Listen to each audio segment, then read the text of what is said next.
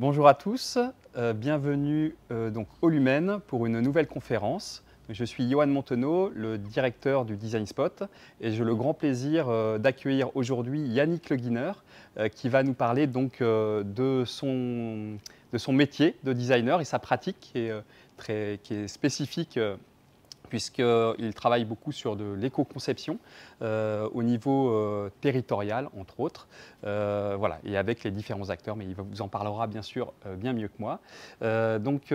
C'est une conférence en live, donc vous pouvez à tout moment inscrire donc vos questions dans le chat, et nous accueillons aussi et surtout aujourd'hui des étudiants de Centrale Supélec voilà, qui sont là avec leurs professeurs et qui travaillent beaucoup sur les thématiques des low-tech.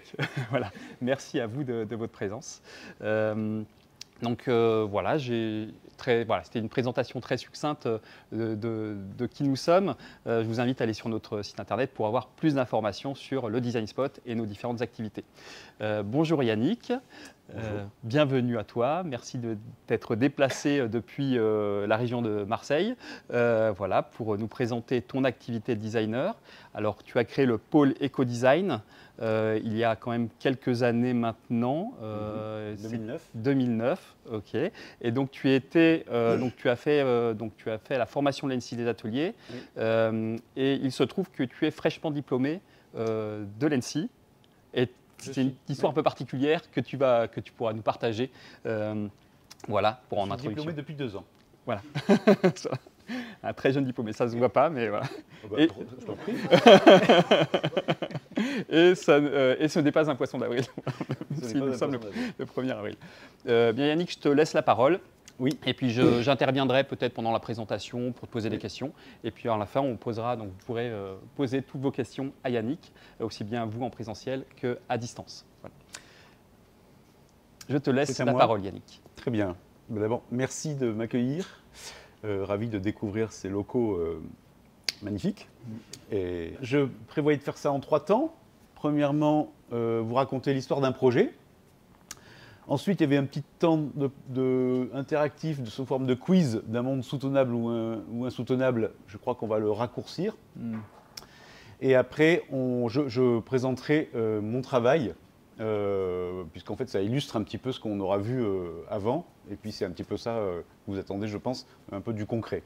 Tout à fait. Alors, c'est parti pour la première partie de cette présentation. Je vais vous raconter l'histoire d'un projet. Vous faites tous des projets, et est-ce que vous pouvez me dire ce qui caractérise un projet ? Vous travaillez sur des projets, a priori. Vous enchaînez les projets. Un projet, quand le projet est fini, on passe au projet suivant. C'est ça ? Bon, et alors, c'est quoi un projet ? Futur et passé. Le micro. Il y a 2 choses qui caractérisent un projet parmi plein d'autres choses, mais 2 choses spécifiques au projet.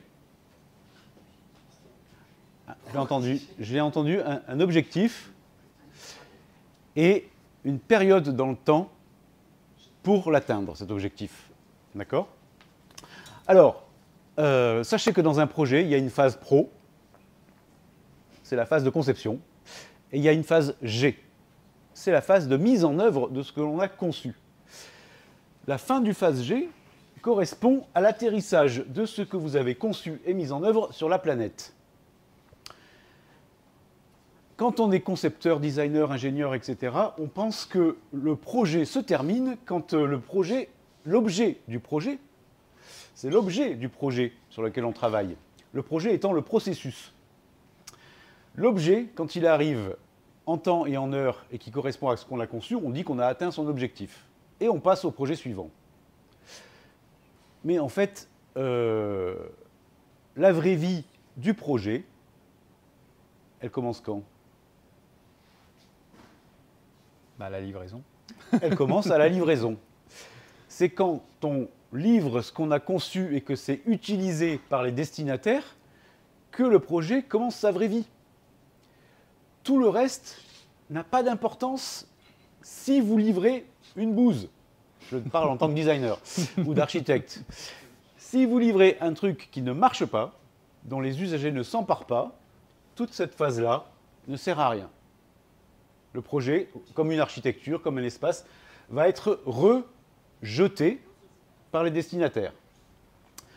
Vous allez travailler sur un projet, vous allez travailler sur un objet qui, à un moment donné, va être jeté, qui va atteindre son objectif, et là, c'est la phase d'impact. Cette phase d'impact concerne les destinataires, ceux pour qui vous faites le projet. D'accord? Et je répète, si ces destinataires ne s'en emparent pas, parce que c'est trop compliqué, parce que c'est trop cher, parce que ça ne correspond pas à ce qu'ils auraient envie, vous avez fait tout ça pour rien. Or, tout ce qui se passe ici, en phase pro, est super important. C'est la phase de conception. C'est là où vous allez conceptualiser, faire des recherches, faire des essais, commencer à rentrer dans des problèmes techniques, commencer à intégrer des réglementations qui vous sont imposées par des parties prenantes, commencer à prendre le point de vue des usagers, des destinataires. Attention de ne pas confondre les usagers et les usageants. Est-ce que quelqu'un peut me dire la différence? Ici, vous êtes les usagers de cette salle, et moi aussi. Qui sont les usageants? Il y en a aussi autour de vous. Je peux en faire partie, oui. Oui.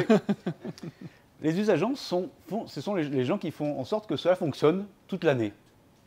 Ils ne sont pas là quelques heures de temps en temps comme vous. Ils sont là, a priori, tout le temps. À chaque fois qu'il y a une manifestation, ils installent la régie, ils installent le son. Ils nettoient après. Tous les agents, c'est presque leur lieu de vie quotidien. Donc les gens qui font la maintenance ou l'accueil, ce sont presque les usagers principaux de beaucoup de projets. Donc il faut aussi les considérer comme des destinataires. Il faut prendre en compte leur point de vue.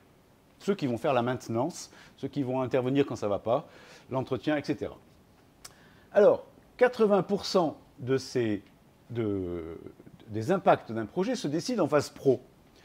Donc vous avez une grosse responsabilité, parce qu'en fait, en phase pro, vous allez déterminer qu'est-ce qui rentre en compte en phase G. Les ressources que vous allez utiliser pour mobiliser votre projet. Des ressources biosourcées, comme du bois, des herbes, des plantes, du chanvre, du coton. Des ressources issues de la mine ou géosourcées, comme de la terre crue. Dans les biosourcés, il y a aussi la paille.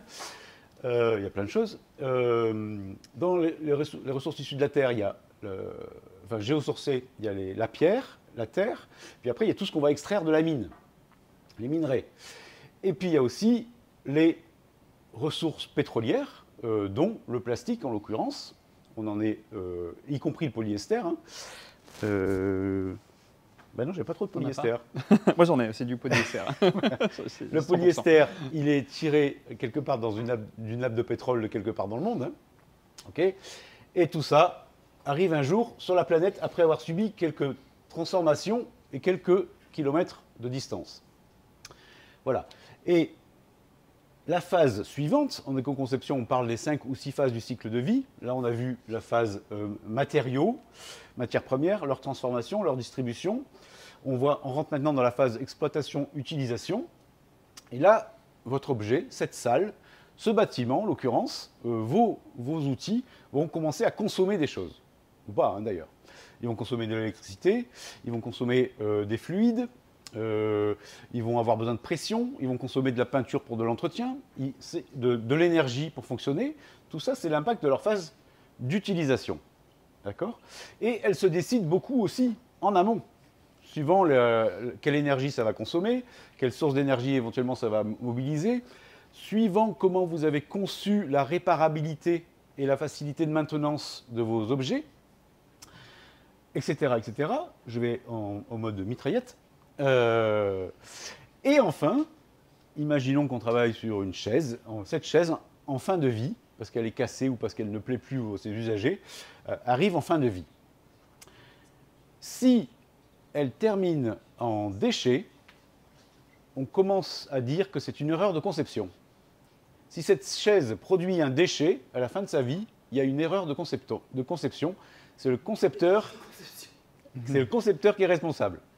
il n'a pas anticipé la fin de vie de la chaise. Il n'a pas anticipé comment on allait la démonter, comment on allait pouvoir récupérer le métal, comment on allait pouvoir récupérer le plastique, le tissu, la mousse. S'il y a un déchet dans la benne, c'est une erreur de conception. Après, il y a des aspects systémiques quand même qui sont où le designer, l'ingénieur n'a pas forcément la main. Et si ces dispositifs ne sont pas en place, est-ce qu'on peut imputer la faute au concepteur? Oui, on peut l'imputer parce qu'il n'a pas en charge de mettre le dispositif en place, encore que, mais il faut qu'il anticipe. Il faut qu'il soit en train de dire, le dispositif n'est pas en place, mais moi, ma chaise, elle est entièrement démontable. Je peux mettre le plastique d'un côté, la mousse de l'autre, le métal d'un côté. Ça, c'est les boucles de l'économie. Alors ça, c'est les 3 boucles de l'économie circulaire. Hein. Il y a la boucle du recyclage, où je vais séparer les matériaux, je vais tous les rebroyer, les refondre. Je vais refaire du métal, refaire du plastique, refaire du bois si c'est du bois. Mais là, je passe par la collecte, le broyage, le réusinage, et je refais un autre produit. On pourrait dire la boucle un peu plus courte de la réutilisation. Cette chaise est cassée, le dossier est cassé, je la coupe en 2 et j'en fais une table basse. Je l'ai un peu transformée. Mais en attendant, je n'ai pas utilisé tout un tas de matériaux pour refaire une table basse. D'accord ? Et la boucle la plus vertueuse, elle arrive en fin de vie, cette chaise, on n'en veut plus. On va la mettre dans une ressourcerie, où on la relave, où on redonne un petit coup de peinture, et on la remet en service sous forme de chaise. Donc là, c'est du réemploi. D'accord ? Donc là, eh ben, j'allais dire, c'est tout bénef en fait. En archi, c'est comme ça qu'on commence à réfléchir avec la RE 2020. On commence à réfléchir. C'est-à-dire, en fait, l'impact carbone des produits réutilisés est considéré comme nul. Et ça, c'est un gros bénéfice. Chaque fois qu'un architecte ou un architecte d'intérieur va dire « je réutilise des baies vitrées, des lavabos, du carrelage qui a déjà servi », impact carbone considéré comme nul. Alors, hein? Donc, ça vaut le coup de se dire, bah, tiens, qu'est-ce que j'ai déjà à ma disposition ici, dans ma banque de matériaux possibles, quelque part. D'accord? Voilà. Alors, voilà le cycle de vie un peu d'un projet, et voilà où vous êtes au début d'un projet, et quelque part, le scénario idéal et compliqué, c'est de dire, je suis en phase de projet, mais je ne vais pas avancer tout seul, je vais convoquer tous ces gens-là. En phase de conception, je vais convoquer mes destinataires, je vais convoquer mes parties prenantes, la réglementation, pour en citer un, je vais convoquer mes ressources, ceux qui vont me fournir l'acier, les métaux, les trucs électroniques, etc., etc. Et je vais leur dire, voilà, je suis sur un projet, j'avance sur un truc. Avant de vous livrer le projet final et dire, ben voilà, c'est ça, c'est à prendre ou à laisser, et on verra bien comment ça marche, c'est de dire, voilà sur quoi je travaille. Et d'avoir leur retour pour dire, non mais moi les ressources, ça je ne pourrais pas vous trouver. Alors là, c'est là que ça commence à être stratégique. C'est là qu'il va falloir avoir une pensée systémique, comme on commence à le dire. Un fournisseur va vous dire, non mais ce produit électronique, je ne l'ai pas, mais j'en ai un autre qui est moins cher. Et vous allez lui dire, mais je suis obligé par la réglementation de faire appel à des nouveaux processus, des nouveaux projets. Ce n'est pas mon choix, c'est le choix de la réglementation. Et si vous ne vous y mettez pas, vous n'aurez plus de clients. Et là, il va dire, ah ouais, d'accord. Donc je vais changer de point de vue. Mais c'est parce qu'il a compris le point de vue de la partie prenante réglementaire. Ça peut être en archi, ça peut être les bâtiments de France, ça peut être les pompiers, hein, pour les issues de secours, tout ça. Tous ces gens-là sont autour de la table. Des fois, il se passe le processus inverse. C'est des fournisseurs, par exemple, c'est ce qui s'est passé pour la paille, qui ont dit, mais non, mais la paille, c'est un super matériau isolant. On est sûr qu'il passe aux normes anti-feu. On va vous le démontrer. Ils ont fait des essais, ils ont payé, c'est un groupement qui ont payé, qui ont fait faire des essais anti-feu, et ils sont allés voir la réglementation en disant, maintenant, on vous a montré qu'on est aux normes. Ah oui, ok, les normes évoluent. Donc tout ça, c'est un jeu d'acteurs, d'accord ? Oui, puisque les normes, des fois, il y a des sortes, inscrits dans la norme. Par exemple, pour le bois, je sais que pour l'aspect alimentaire du bois, je sais qu'il y a certaines essences qui sont admises comme alimentaires et d'autres non, mais c'est juste, il n'y a rien de vraiment caractérisé de manière très, très claire. Des fois, il y a Oui. des aspects qui sont un peu flous et qui permettent pas, du coup, qui sont un peu bloquants Oui. pour avancer sur un projet. C'est aussi pour ça qu'il faut avoir les gens le plus tôt possible. Il ne faut pas se retrouver bloqué en amont en disant bah mince, j'avais pas pensé à ça. Alors, dans cette réunion de co-conception, là, il manque des gens. Est-ce que vous pouvez me dire qui, en regardant le schéma? Des gens qui ne sont pas sur ce... Des gens qui sont sur le schéma, Ok. mais que je n'ai pas cités. Ils sont là, mais je ne les ai pas cités. Et bien voilà. Il manque le vivant, non humain, la biosphère. Il manque encore ces personnes-là. Qui sont qui? Qui sont ces deux gugus à la droite du schéma? Des habitants, par exemple, ou des... Alors oui, voilà, les habitants existants sont là. Les habitants futurs ne sont pas encore arrivés. Ils arrivent. Et de la même façon que nous, on est impacté par les ondes de choc de tout ce qu'on a produit précédemment, ce qu'on produit aujourd'hui va les impacter plus ou moins tard, plus ou moins tôt. D'accord? Donc en fait, ce qu'on conçoit aujourd'hui a un impact aussi minime soit-il sur les générations futures. Par exemple, moi, je vous ai impacté en tant que designer au début de ma carrière, quand je ne faisais pas d'éco-conception, quand ça n'existait même pas en France. J'ai participé à la déforestation. Voilà, je vous le dis, c'est cash. J'ai utilisé du bois qui s'appelle de l'IP, qui est un super bois. En tant que designer, j'avais ce regard de super produit. Beau, dur, résistant en extérieur, pas trop cher, avec un rendu super. Voilà le regard que j'avais. Et un jour, j'ai appelé le fournisseur en disant bah, je vais vous recommander de l'IP parce que c'était vraiment super. Et il me dit non, monsieur, on n'a pas d'IP là. Je dis bah, c'est pas grave, c'est pas très urgent, je vais attendre que vous en ayez. Et il me dit non, mais on n'en aura plus en fait. On a fini la source, maintenant on est passé au Bankirai. Et ça, c'était dans les années 2000, quoi. Et je me dis, mais attends, quoi, on a coupé la forêt, il n'y en a plus, donc on prend la forêt d'à côté et on la coupe, quoi. C'est comme ça que ça marche. Et là, c'était un petit signal qui s'est allumé en disant, ah ouais, je crois que là, on ne fait pas tout à fait comme il faut. Bref, tout ça pour dire quoi? Oui, ce que je n'ai pas cité, ce sont les PPNI MN2I. Bien connu. Comme partie prenante. Partie prenante, non impliquée, mais néanmoins impactée et impactante. Elles sont non impliquées parce qu'en fait, on s'en fiche. Elles ne sont pas destinataires, elles ne sont pas fournisseurs, elles n'ont pas de réglementation. On ne les prend pas en considération. Mais elles vont être impactées, voire impactantes.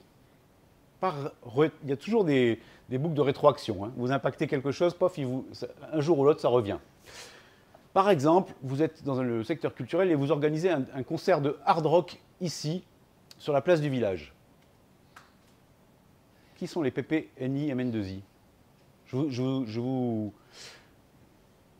Les papiers manis qui habitent dans l'immeuble d'à côté. Voilà, exactement. Ce ne sont pas des destinataires, ils ne vont pas danser, quoique on ne sait pas, mais ils ne vont pas aller au concert. Par contre, ils vont bien être impactés par votre concert, et si ça dure plusieurs jours, le deuxième jour, vous allez avoir la police qui va dire non mais attendez, vous gênez tout le voisinage, et ils vont vous rétro-impacter. C'est-à-dire, tu m'as gonflé, j'appelle la police, et ton festival, bah, tu l'arrêtes. D'accord? Parce qu'on a oublié de le prendre en considération en phase de conception. Donc en fait, ça c'est compliqué. Là, c'est les voisins. Typiquement, les voisins, c'est souvent des PPNI MN2I, donc on oublie de prendre en considération. Mais le vivant et les générations futures, ce sont aussi des PPNI MN2I parce que, pour l'instant, mais c'est en train de changer, ils n'ont pas de représentants qui vont venir en disant « mais non, mais ça, tu arrêtes tout de suite. Ça va m'impacter grave. » Quand tu dis ça, c'est en train de changer, Oui. C'est-à-dire? On va voir. Ok. D'accord? Donc en fait, ce qu'il faudrait, c'est qu'en phase de conception, en phase pro, tous ces gens-là soient autour de la table et se disent, ben voilà, moi mon point de vue, c'est celui-là par rapport à ton projet. Ah ben moi, c'est celui-là, et moi, c'est celui-là. Moi, il est réglementaire, moi, il est de ma survie, moi, il faut que je gagne ma vie en te vendant des matériaux. Tous ces points de vue sont légitimes. Il n'y en a pas un qui a plus raison que l'autre. D'accord? Sauf qu'à la fin, il faut aboutir à quelque chose de consensuel. En disant, moi, fournisseur, j'ai gagné ma vie, je n'ai pas impacté le vivant, j'ai respecté la réglementation.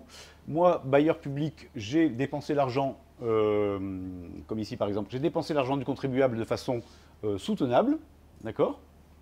Et moi, concepteur, je suis content parce que j'ai fait tout ce boulot-là, j'ai réuni tous ces gens-là, et à la fin, j'ai un projet qui sert à ses destinataires, d'accord? Et qui, en fin de vie, ne créera pas de déchets parce que j'ai bien fait mon travail. Du coup, vous voulez toujours faire concepteur ingénieur? Parce que c'est compliqué, hein. Voilà. Du coup, ça augmente fortement les coûts de conception, puisqu'on on implique voilà, des parties prenantes. En théorie, ça augmente la complexité du projet. Okay. Oui, enfin pas qu'en théorie d'ailleurs. Oui. Plus il y a de gens autour de la table, plus ça va être long de les mettre d'accord. Et ça va dépendre de la nature du projet, ça on pourra peut-être le voir, mais il y a des choses qui vont pouvoir s'appliquer hyper rapidement, des choses qu'il va falloir mettre en place pendant 3 ans. Enfin, il va falloir y penser maintenant pour que dans 3 ans, ça se passe. Et est-ce qu'il y a du coup une forme le concepteur va avoir aussi une forme d'expertise, peut-être, dans certains cas, alors il y a à la fois une pondération par rapport, j'imagine, à l'implication de certains de ces acteurs, mais il y a aussi, j'imagine, une expertise sur, par exemple, on sait très bien que les voisins, ils vont pas être contents du concert de hard rock qui va se placer, qui va se passer sur la place du village. Donc, ils auront mis en place des outils qui permettront d'anticiper ça, oui, en disant, on va informer tout le monde, on va inviter tout le monde, on va leur dire, ça, il va y avoir du bruit. Exactement. On s'excuse par avance. Donc, il y a quand même des... Voilà, c'est ça le but en fait, c'est de pouvoir faire en sorte que le concert, que le festival de hard rock ait lieu. Donc on va dire au PP de les voisins, vous avez un séjour à Annecy, dans l'hôtel machin, offert par le festival. Pendant le week-end, vous n'êtes pas là. Voilà. Et quand vous revenez, tout est nickel et vous avez passé un bon moment. Ah bah là, je signe. Quelque part. Hein. On a fait ça avec nos parents d'ailleurs. Oui, c'est ça. Pour avoir la maison pour faire la fête. Alors, du coup, qu'est-ce qui pourrait caractériser un projet soutenable? Est-ce que vous pourriez me donner la définition d'un projet soutenable avec ce schéma?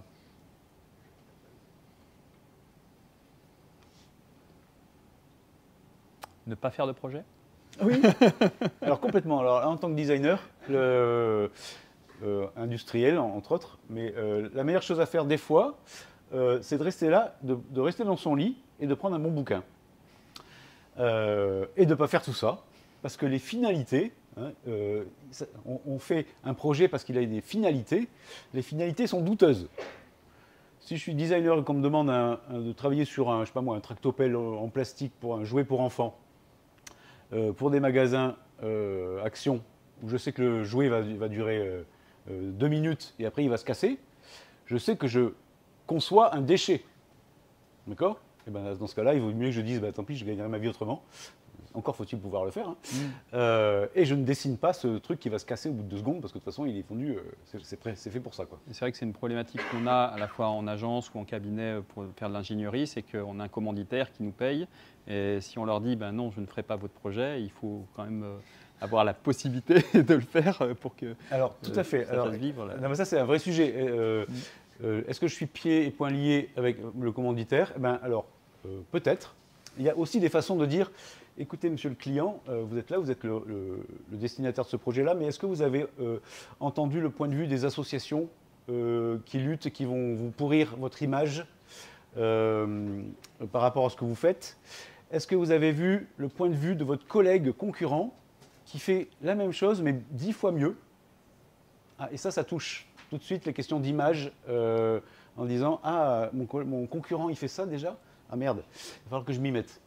Donc ça veut dire que tu as un vecteur de différenciation aussi vis-à-vis de la concurrence? Oui, oui. Okay. Ou de dire, il faut que je prenne le train en marche. C'est ce qui s'est passé dans la scénographie. Hein. Au début, tous les scénographes disaient, ne touche pas à mon œuvre. Et maintenant c'est, ok, peut-être m'y mettre. On va le voir. Donc en fait, si vous avez cette vision globale d'un projet et que vous arrivez à identifier l'ensemble de tous ces acteurs, vous êtes en mesure de dire, pour convaincre lui qui ne veut pas, je vais me servir des différents autres acteurs et je vais m'en servir pour faire levier. En termes d'image, en termes de concurrence, en termes de réglementation. en termes d'autres pays. Voilà, mais je dis ça, c'est le scénario idéal. Il se peut que vous ne puissiez pas actionner ces leviers, et auquel cas c'est votre responsabilité finalement de dire je fais ce projet ou je ne le fais pas. Bon. Donc c'est quoi un projet soutenable? Il faut que j'avance un peu. Oui. C'est quoi un projet soutenable finalement? Un projet dans lequel les parties prenantes du futur sont d'accord pour le mettre en place. Bah oui, mais pas que les parties prenantes du futur, toutes les parties prenantes. Tout le monde dit OK, on valide. Au pire, alors si elles peuvent. Les Indiens Iroquois travaillaient sur cette génération et les Japonais ont commencé, mais à Lyon aussi, ils commencent à faire des projets où ils demandent à des personnes de dire toi tu auras 70 ans et tu reviens avec tes 70 ans nous parler de ce projet-là qu'on est en train de faire et comment ça se passe dans 50 ans. Et donc il faut se mettre un petit peu en condition, hein. Mais ça permet d'apporter un regard décalé et de dire, moi je parle au nom des générations futures ou des enfants, et je porte un regard sur votre projet. Donc ça s'institue, ça s'instaure. Je reprends les exemples des Iroquois. Ils devaient couper des parcelles de forêt pour faire la culture du maïs. Il y avait les anciens, il y avait 3 générations vivantes, et ils convoquaient, de manière un petit peu symbolique, les futures générations, en disant, est-ce que nos enfants vont subir la coupe de forêt qu'on fait maintenant?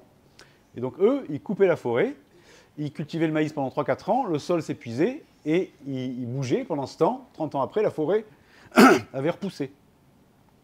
Donc ils réfléchissaient comme ça. Oui, donc on n'a toujours pas la définition d'un projet soutenable, c'est ça, c'est quand tous ces acteurs-là, tout cet écosystème-là valide et dit ok, on signe.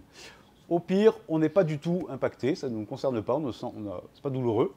Au mieux, on en tire un bénéfice. D'accord? A priori, on fait un projet, quand on fait un projet et qu'on le fait de façon correcte, tout le monde en tire un bénéfice. Un fournisseur, il est payé parce qu'il vous a fourni de la matière ou un produit. Vous êtes payé pour faire votre travail d'ingénieur.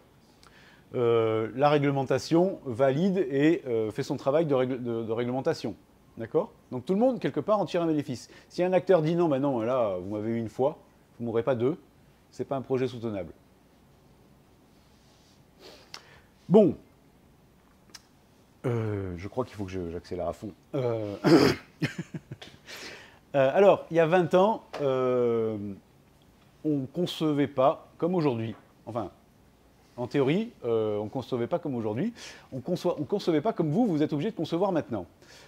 Vous partez avec un cadeau des générations précédentes.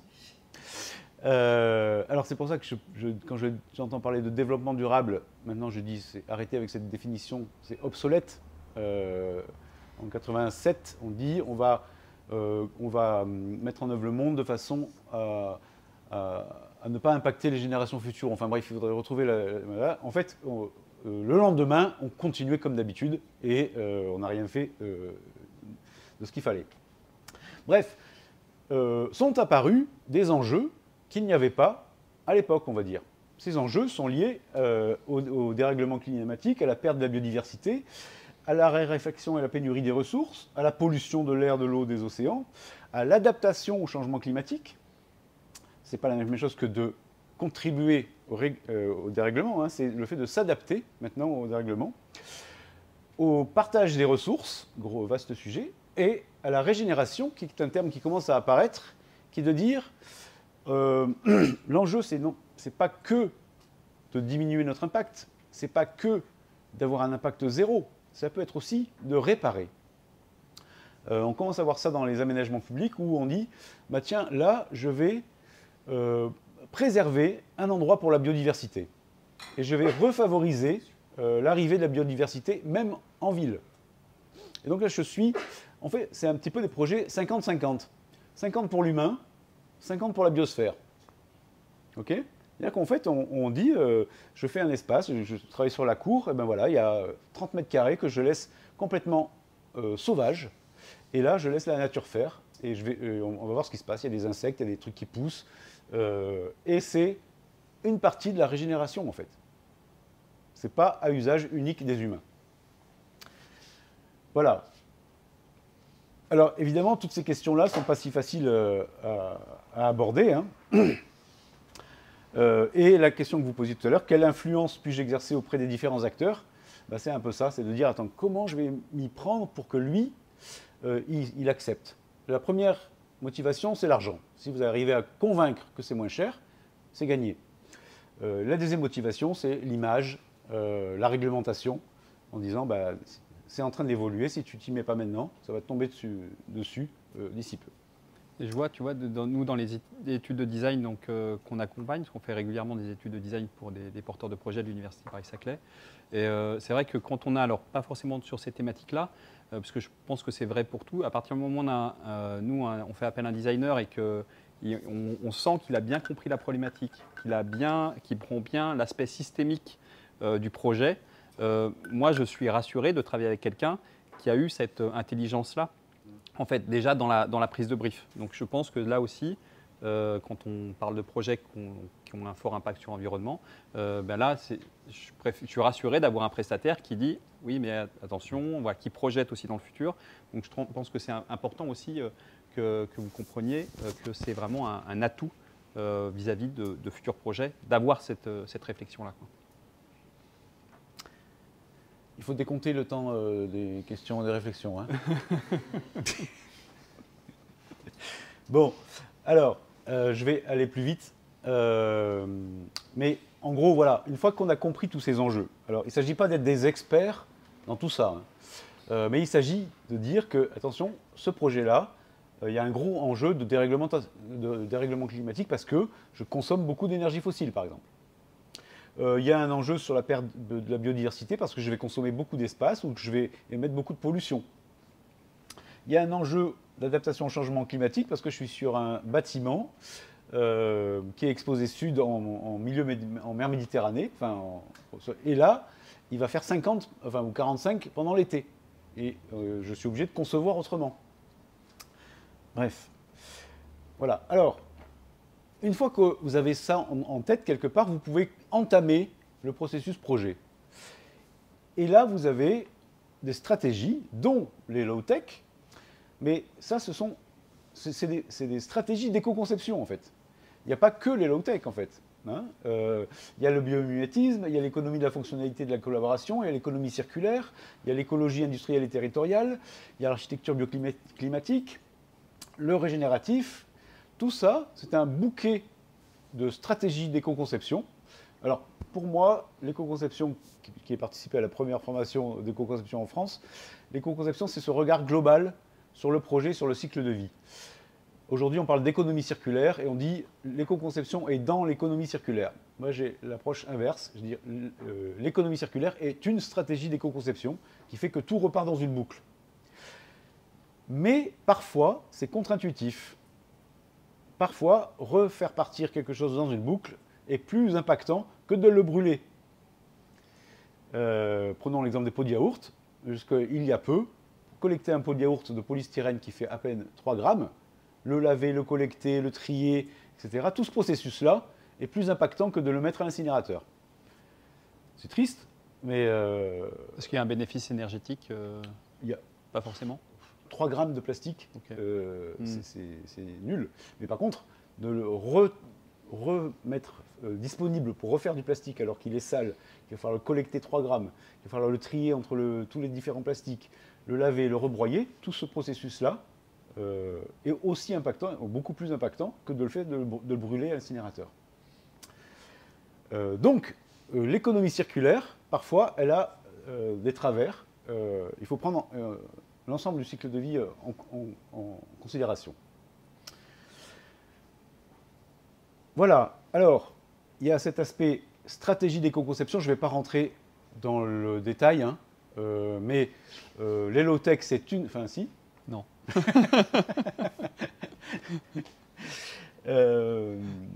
L'écologie industrielle et territoriale, c'est sur un territoire, comment faire en sorte, je rentre dans les détails, que les déchets des uns soient les ressources des autres, etc. L'architecture bioclimatique, bon, c'est concevoir en fonction de l'environnement. l'économie de la fonctionnalité et de la collaboration, c'est ne pas vendre un produit, mais vendre un service. Mettre une chaise à disposition ou de la moquette et dire cette moquette m'appartient encore, mais quand elle est usée, je te la remplace pour que tu aies toujours de la moquette neuve. Auquel cas, la moquette, j'ai intérêt à ce qu'elle dure longtemps et qu'à chaque fois qu'elle est usée, je la récupère, je la rebroie moi-même, j'en refais de l'autre moquette. Je suis responsable de sa vie. C'est le principe des photocopieurs aujourd'hui. On n'achète plus, enfin, dans une institution, on n'achète plus une imprimante, on achète un nombre de copies de bonne qualité. Bon, donc tout ça est quelque part, en tant qu'ingénieur, à intégrer. Et après, je vais aller très vite. Voilà les autres questions qui apparaissent au fur et à mesure de la conception et au fur et à mesure de la fabrication du projet. Donc il y a toute la question des matières premières, évidemment.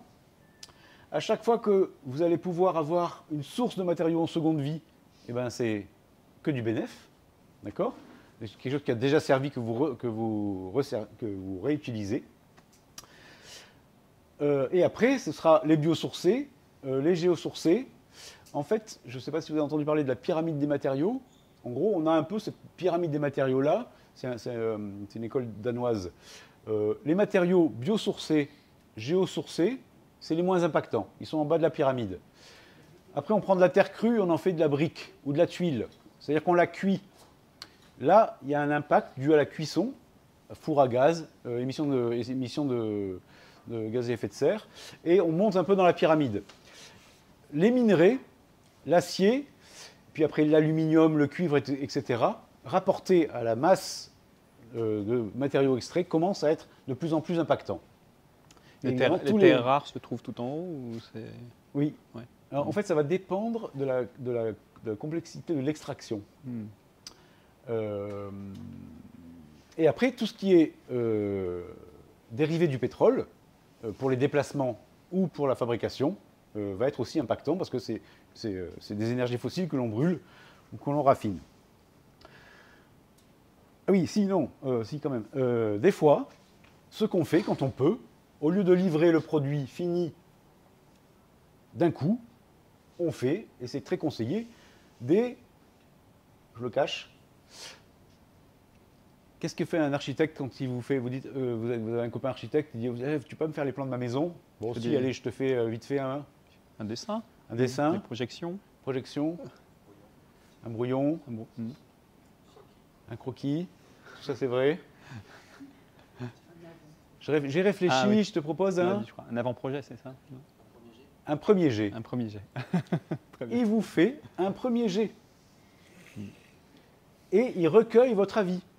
Il voit comment ça vous impacte et il fait une démarche itérative. C'est-à-dire, bon, je t'ai fait ce premier jet, j'ai vu que tu étais OK pour ça et pas OK pour ça. Je reprends ma copie et je te reviens te voir pour un deuxième jet. Et c'est pour ça qu'assez vite, et c'est pour ça qu'aujourd'hui, c'est bien les procédés d'imprimante 3D, etc. On peut très vite faire des premiers jets. Et très vite voir ce qui ne va pas, corriger, réimplémenter, et procéder comme ça par petits bonds, alors qu'avant, on faisait un moule, on dépensait 200 000 € dans un moule, et puis on espérait que ça allait marcher. Je caricature un peu, mais c'est un peu ça. Maintenant, on peut faire des pré-séries en 3D, même en acier.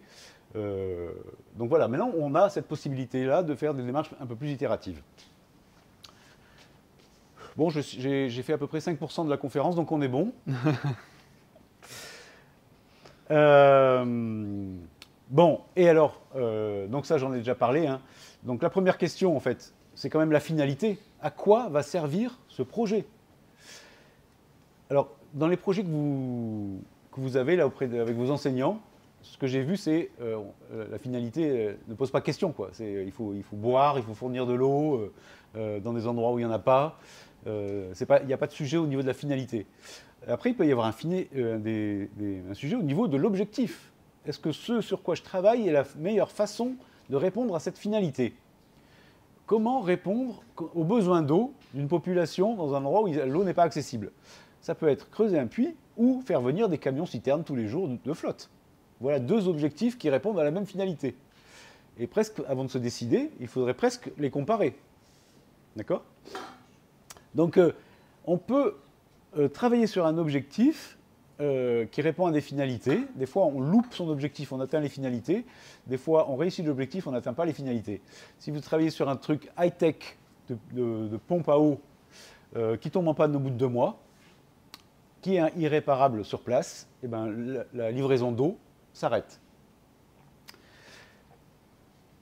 Il faudra dire au régisseur de ce bâtiment que travailler à 25 degrés, c'est pas confortable. En dehors du fait que ce n'est pas écologique. Bref,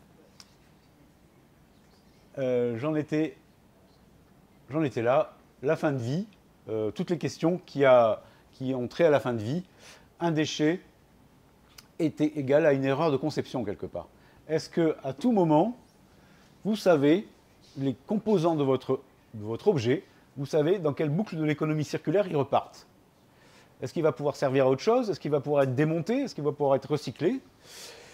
Et je vous signale que là, vous avez oublié une flèche. Vous ne l'avez pas vue.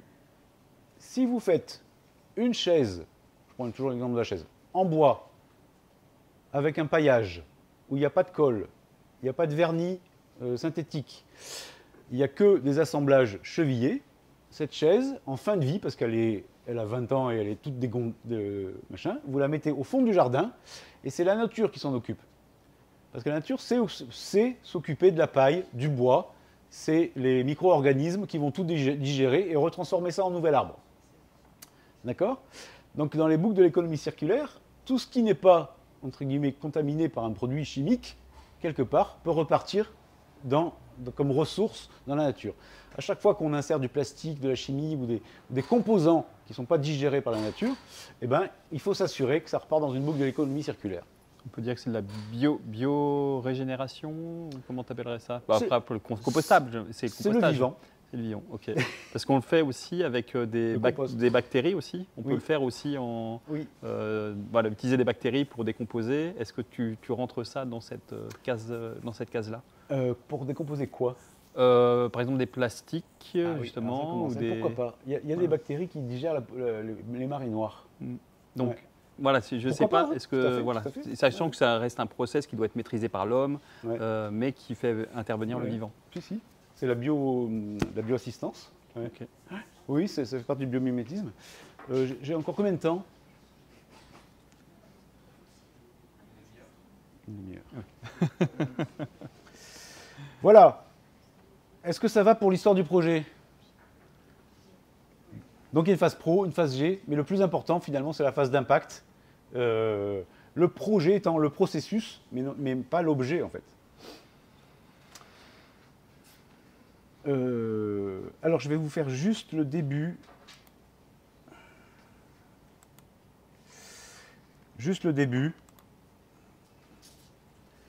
Et je vais passer assez vite. Peut-être que vous avez déjà toutes les questions, auquel cas ça va défiler, d'accord? Donc ça veut dire qu'il va y avoir des réponses dans le public? Oui. Mais, non, mais on les répétera, je pense. On les répétera. On les répétera. Il faut que je me donne 10 minutes. Allez. Ça marche. Alors, peut-être que vous avez déjà tout vu, auquel cas on passe. Hein. C'est quoi ça?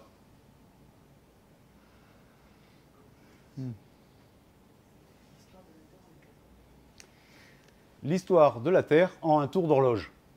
D'accord? 5 milliards d'années à peu près. La première forme de vie vers 9 heures. Une bactérie, une cyanobactérie. C'est quand même Lucas, notre grand-mère à tous. C'est notre last common universal ancestor. C'est la première forme de vie sur la planète. Lucas, c'est le nom de la bactérie? Oui, en fait, c'est Last Common Universal Ancestor en anglais. Les bactéries produisent de l'oxygène, il se passe, ça prend des milliards d'années. Et là, voici les premières plantes qui sont dans l'océan. Ce sont les algues. Et voici les algues sortent de l'océan et commencent à coloniser la Terre par là. D'accord? Retenez bien l'ère du Carbonifère. Et après, il y a les dinosaures qui apparaissent, etc. Vers 23 heures, ok. Voilà. Puis après, ils disparaissent. Et on avance vers là. Et nous, on arrive à 23h59 et 12, quasiment 12 secondes. D'accord? Et l'Homo sapiens, l'humain moderne, il est juste là. Donc en fait, on est tout neuf, quelque part, dans l'histoire de la Terre et dans l'histoire de la vie. Et je dirais même... enfin bref. Donc voilà, on l'a vu très vite. Alors qu'est-ce que c'est que ça? Je crois que je sais. Ah. Oui, c'est le diagramme des espèces, non? C'est l'évolution des espèces? C'est ça. Nous, alors ça c'était Lucas, et puis au fur et à mesure des années, la vie s'est multipliée. Et aujourd'hui, on est là, et nous, on est là. On est une espèce parmi des millions d'espèces, avec les plantes, les protéines, les bactéries, les champignons et les animaux. Les champignons étant un règne qu'on ne connaît pas très bien, mais qui est hyper important. Voilà, on est à côté de Musculus, qui est une petite souris très mignonne, et Typholonect Nathan, qui est un ver un peu dégueulasse. Voilà, mais on est l'espèce humaine parmi nous.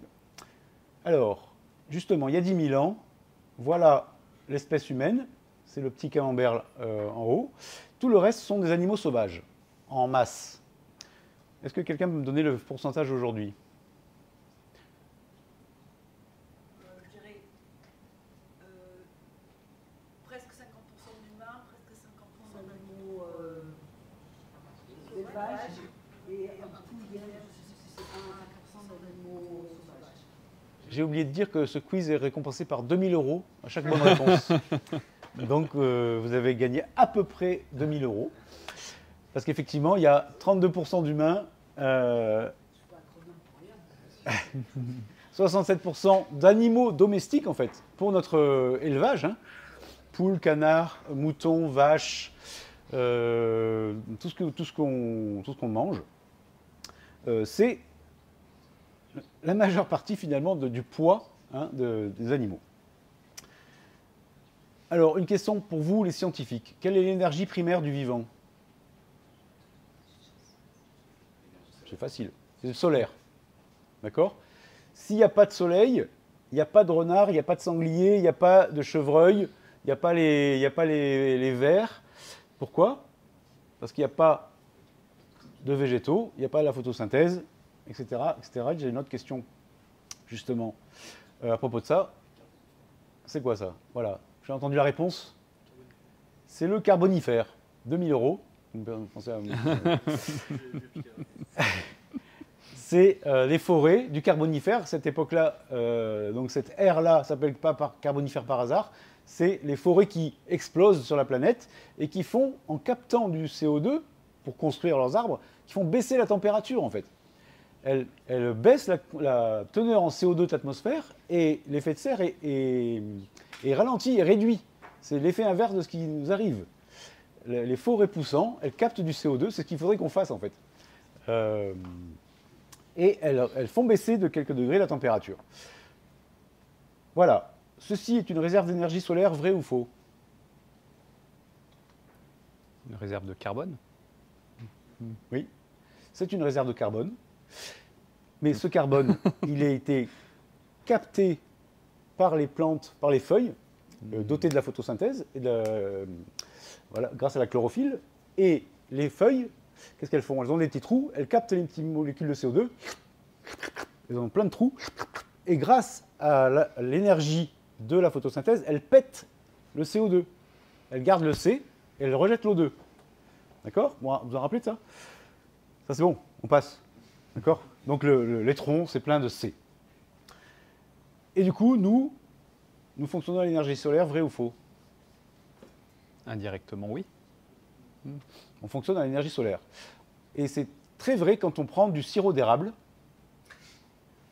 parce que finalement, c'est du carbone directement piqué de l'atmosphère par l'arbre, transformé en sirop. Le sirop, c'est du sucre. Le sucre, c'est du carbone. Si vous oubliez votre sirop d'érable sur la casserole, il va se carboniser. D'accord? Et quand on prend ce sirop, on prend le carbone de l'atmosphère. D'accord? Transformé en sucre grâce aux plantes. Donc nous faisons partie du cycle du carbone. D'ailleurs, quand on prend du sucre et qu'on l'ingère et qu'on respire, qu'est-ce qu'on fait? On prend l'oxygène rejeté par l'érable, on le fait passer pour nos poumons, on le fait passer par notre sang, et il retrouve le carbone dans nos muscles, et il produit de l'énergie. D'accord? Donc en fait, on prend les déchets de l'arbre, l'oxygène, on prend le carbone de l'arbre, et il fallait de l'énergie pour péter la molécule, mais quand elle se recolle, elle dégage de l'énergie. Et nous, quand on respire, quand on réfléchit, on consomme du carbone, et c'est grâce à l'oxygène de l'air qu'on recolle la molécule. Et on crache du CO2, mais je vais dire c'est le cycle normal. Que font ces gens?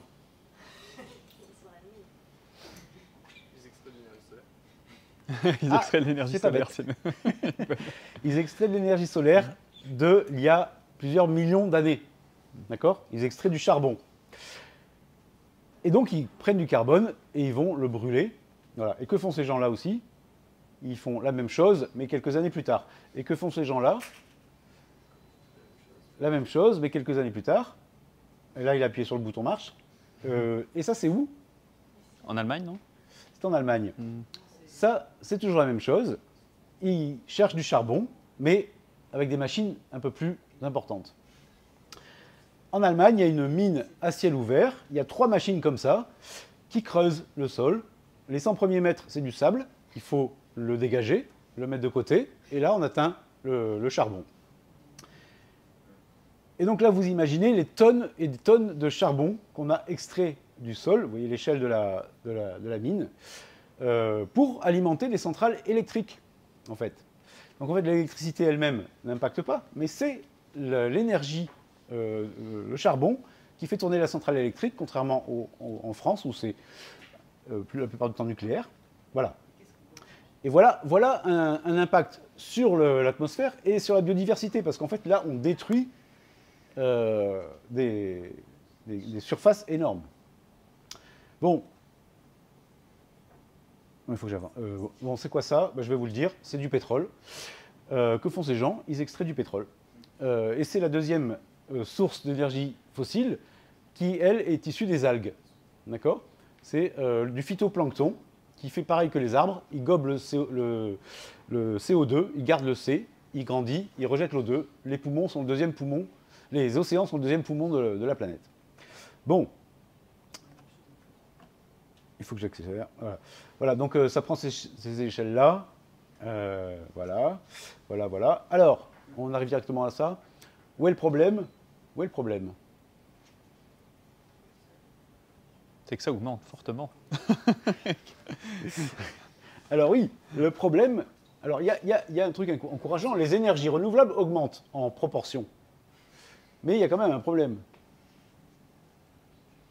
Ça compense pas. Les énergies fossiles ne diminuent pas. Voilà. Et oui, Ça ne elles ne remplace font pas. que s'ajouter à des consommations d'énergie fossile qui, elles, continuent d'augmenter.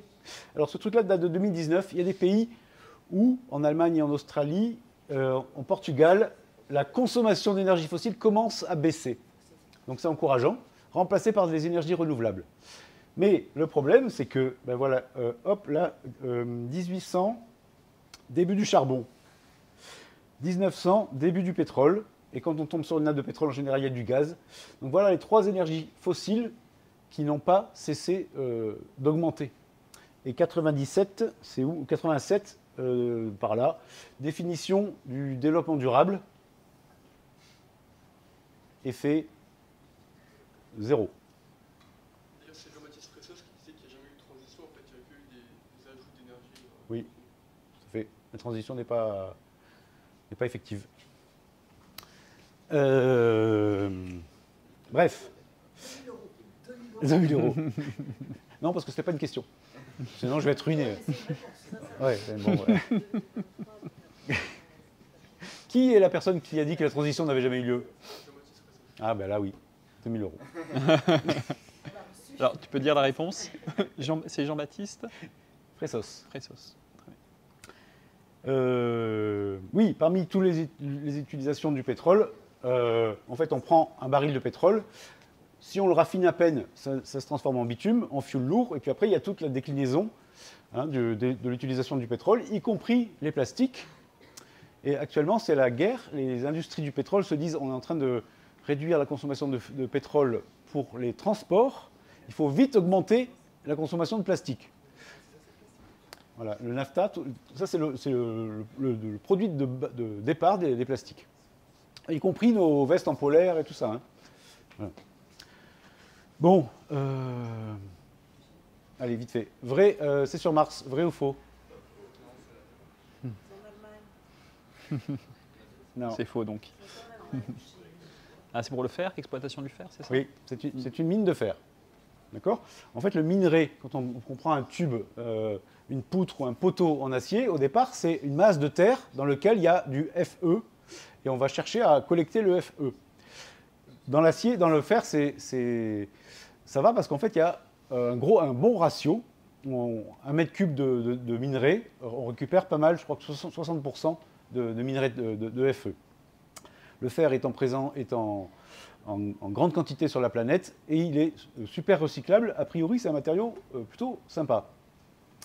Le problème ne vient pas du minerai de fer, enfin de lui-même. Le problème vient du fait que pour séparer la terre du Fe, il faut que je fasse brûler du charbon pour porter tout ça à 1500 degrés et que le Fe s'écoule. Le reste, c'est du mâche-fer. Et ce n'est pas le fer lui-même le problème, c'est le fait de le faire fondre dans un four à 1500 degrés. Et là, on utilise du charbon. Et souvent, ce n'est pas le matériau lui-même qui pose problème, c'est sa façon dont on va l'obtenir. Est-ce que quelqu'un connaît la température de fusion de l'acier? Personne? 10 000 €. 1200 degrés. Non. Ah, je sais plus. Je crois que c'est 1585. Mais à vérifier. Ça, c'est quoi? C'est du cuivre. C'est du cuivre. Oui, c'est un projet artistique qui représente ce qu'on a, Réussi à extraire du cuivre. voilà, du trou. Donc ça, c'est... Oui, le reste, c'est du déchet, exactement. Là, c'est une mine de cuivre avec un bon rendement, autour de 3%. Aujourd'hui, c'est de moins en moins. On est plutôt autour des 1% quand ça va bien. Et ça diminue, ça diminue, ça diminue. Ça veut dire qu'en fait, le cuivre se rapproche des terres rares. C'est-à-dire que sur un mètre cube de minerai, je vais extraire quelques grammes de matériaux. Les terres rares ne sont pas rares parce qu'elles sont présentes qu'à des endroits. Il y en a partout. Elles sont rares parce qu'il y en a très peu dans un mètre cube de trucs. Ça se trouve, il y en a en bas du jardin, là. Sauf qu'il faut en soulever des mètres cubes. Par contre, il y a des endroits où il est présent en grande quantité. C'est dans les bâtiments. Ah, les terres rares? Ouais. Non, le cuivre. Ah, le cuivre, oui, C'est tout pour à ça fait. qu'il est en fin de vie, c'est en tout cas une matière qui est récupérée. Complètement. Eh ben, en fait, le cuivre et l'acier, c'est pour ça que l'éco-conception marche bien et l'économie circulaire marche bien, c'est que ça a une valeur. C'est que le cuivre étant rare, il se fait voler et on peut le remettre dans le circuit. En plus, il se recycle indéfiniment. Ça, c'est une chance pour eux. Il s'agit d'un concours de château de sable géant. Facile. Qui c'est qui n'a pas eu de sous? Recherche de diamants, non? Non. Non? Du sable. Ah, non. Ah, pour la construction? Hein? Non. C'est pour le béton. Le sable, c'est le deuxième matériau le plus utilisé dans le monde pour la construction. C'est quoi le premier? C'est l'eau. Parce que dans tous les processus, il y a de l'eau. Donc, à tel point qu'il y a des trafics de sable. Peut-être vous en avez entendu parler, il y a la guerre du sable. Il arrive qu'il y ait des trafiquants qui braquent les villages, qui braquent les gens en disant ben, on amène nos camions, vous les remplissez, et on se casse, on va revendre des tonnes de sable. Voilà. Alors, il faut que j'aille vite. Donc ça, c'est pas de l'acier, c'est pas du cuivre, c'est quelque chose que vous connaissez et qu'on a tous sur nous. C'est en Australie. Et voilà une mine de... Alors, vous voyez la taille de la mine, ça c'est un terrain de foot qu'on voit là. Ça c'est un terrain de foot. Ça c'est ce qui a été creusé. Voilà la taille des engins qu'il faut pour creuser une mine. Donc, voilà. Et voilà la deuxième façon d'obtenir ce matériau. Du sel. Et là, c'est au Chili. C'est du sel. Mais du sel de quoi? Le lithium. De lithium. Oh, Ça va te coûter cher cette conférence. ça va me coûter cher cette conférence. Donc, on peut extraire le lithium soit directement du minerai, soit avec des marais salants, sauf qu'il faut mettre de l'acide sulfurique pour séparer les éléments. Cet acide sulfurique s'infiltre dans les nappes et les gens qui habitent autour sont obligés de partir. Bon. Je crois qu'il faut que j'avance. Voilà. Bref, où est mon Samsung? Personne n'a la réponse. Il est quelque part là-dedans, comme ma cafetière. Donc ça, c'est un des plus grands ports de Chine où tout est fabriqué en gros. J'accélère. Hein. Voilà. Alors si, question intéressante, c'est quoi l'effet rebond? Quel est l'effet rebond? Quand on améliore une technologie, par exemple son rendement, et que vu qu'on l'a amélioré, on peut l'utiliser plus en consommant moins d'énergie. Et donc les gens, au lieu de se dire je vais produire la même chose avec la même technologie, vu qu'on a amélioré la technologie, on produit plus. Voilà, exactement. Et alors, comment ça se traduit? Bravo, 2000 € encore. Comment ça se traduit par rapport à ce porte-conteneur qui est la fierté de la France? C'est un des plus gros du monde. Il transporte, je crois, 2 ou 3 fois ce que transporte un porte-conteneur normal. Et là, l'effet rebond. Donc, on a sorti ça en disant, eh ben, on va faire circuler moins de navires, puisqu'il prend 3 fois la cargaison de 3 porte-conteneurs. Et qu'est-ce qui s'est passé? On réduit les coûts de transport. Du coup, Les en coûts de commande plus. transport réduisent et il y a toujours les mêmes porte-conteneurs. Il y a celui-là en plus. On peut transporter encore plus de matériel, de marchandises grâce à ce nouveau. Les produits écologiques aussi. Enfin, je prends par exemple le Fairphone. On va dire, je vais Ouais. changer de smartphone parce que je vais avoir un produit ouais. et entre guillemets écologique.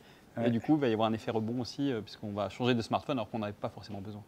Oui, oui, si on le change alors que l'autre n'est pas. Et pas HS. Bref, alors, voilà, les avions cargo du monde suffisent à peine pour transporter tout ce que vous commandez sur Temu ou Shine. Parce que là, on est dans du H24, enfin, livré en 24 h 48 heures, et tout se passe par avion. Donc là, on n'est pas dans la bonne direction. Bon, je vais aller aux bonnes nouvelles, d'accord? S'il te plaît. C'est pas celle-là. Ça, c'est quoi? Ah oui, c'est pour des veaux. Ouais. C'est ça. Les veaux. Ce sont... C'est une bonne nouvelle, ça? Non, C'est sûr. c'est la façon dont on élève les beefsteaks aux États-Unis. Mais en France, on n'est pas forcément exemplaire non plus. C'est pas des veaux sous la mer. Voilà. Alors, s'il y a une chose que vous pouvez faire à titre individuel, mais même ici à l'intérieur du bâtiment, c'est réduire la consommation de viande rouge, de bœuf, parce que c'est une des plus impactantes, due à la culture de ce que mangent les veaux et due aux émissions de méthane que font les veaux comment? En rotant. En rotant et en pétant. Mais Essentiellement en rotant. Oui. en fait, c'est surtout pas les rots parce qu'en fait, ils ont 5 estomacs et ça fermente. Donc c'est anaérobie et ils émettent du méthane, qui est un puissant gaz à effet de serre. Oh non, ça je pense pas. Donc quand tu parles de l'alimentation, c'était le soja? C'est ça, entre autres. Hein? Le soja, du coup, déforestation. Alors il y a du coup, plein d'impacts. Soja, déforestation et vie de la vache elle-même. Émission de méthane. Bon, ça je passe parce que ça me... J'ai pas envie de le voir. C'est le Rana Plaza. Et ça, alors ça c'est pendant la phase de conception, mais il y a eu un bug. Et ça c'est la fin de vie. Donc je ne sais pas si vous avez en tête ces images du Ghana où il y a des décharges de fast fashion en fait. C'est des montagnes, c'est des collines hein, de déchets. Ah, ça c'est pas mal. Ça c'est quoi? Un cimetière de pneus. 2000 €. Ça c'est quoi? Ah, des vélos. C'est bon, tu participes plus. C'est les vélos. Ça c'est quoi? C'est beaucoup plus récent. Ah, Une œuvre d'art sur le plateau de Saclay. Presque. C'est pas c'est pas les voitures électriques avec les piles lithium qui brûlent, non, Non. c'est pas ça? C'est près de chez nous, et il n'y a pas longtemps. Ah, c'est Valence, C'est Valence. post-inondation. Voilà, c'est les voitures qui ont été sorties des rues de Valence, post-inondation. Et en fait, quand on parle de rétroaction et de PPNI et MN2I, on est maintenant, nous, impactés, rétro-impactés par le climat. On a émis du CO2, ça dérègle un peu le tout, et maintenant, on est rétro-impacté par ce qu'on a fait, plus ou moins. Bon, ça c'est sur le festival, bon, je vais passer, voilà. Du coup, les projets. Oui, C'est voilà, je crois qu'on va passer au Concrètement. projet, non? Oui, je pense, parce que Oui, non, si, juste pour finir. Voilà, en fait, il faudrait arriver à fonctionner comme le vivant. Et on est bien loin de ça, hein. Mais il y a des règles qui ont été plus ou moins décodées, des règles de fonctionnement du vivant, et il y a des entreprises qui commencent à essayer de fonctionner avec ça. Il y a soit donc c'est du biomimétisme, mais pas du biomorphisme, c'est fonctionner comme le vivant. En respectant les règles qui fait que le vivant construit des maisons, des habits, enfin, plein de choses. Il y a aussi ce qui commence à apparaître, c'est l'entreprise régénérative qui s'inspire des principes du vivant aussi, où il y a 11 principes, où on se dit, ben voilà comment on peut être une entreprise non pas qui dégrade, mais qui répare. Il y a une entreprise française qui fait de l'emballage réutilisable en carton. Comment elle s'appelle ? Donc elle utilise des emballages en carton réutilisables pour le transport.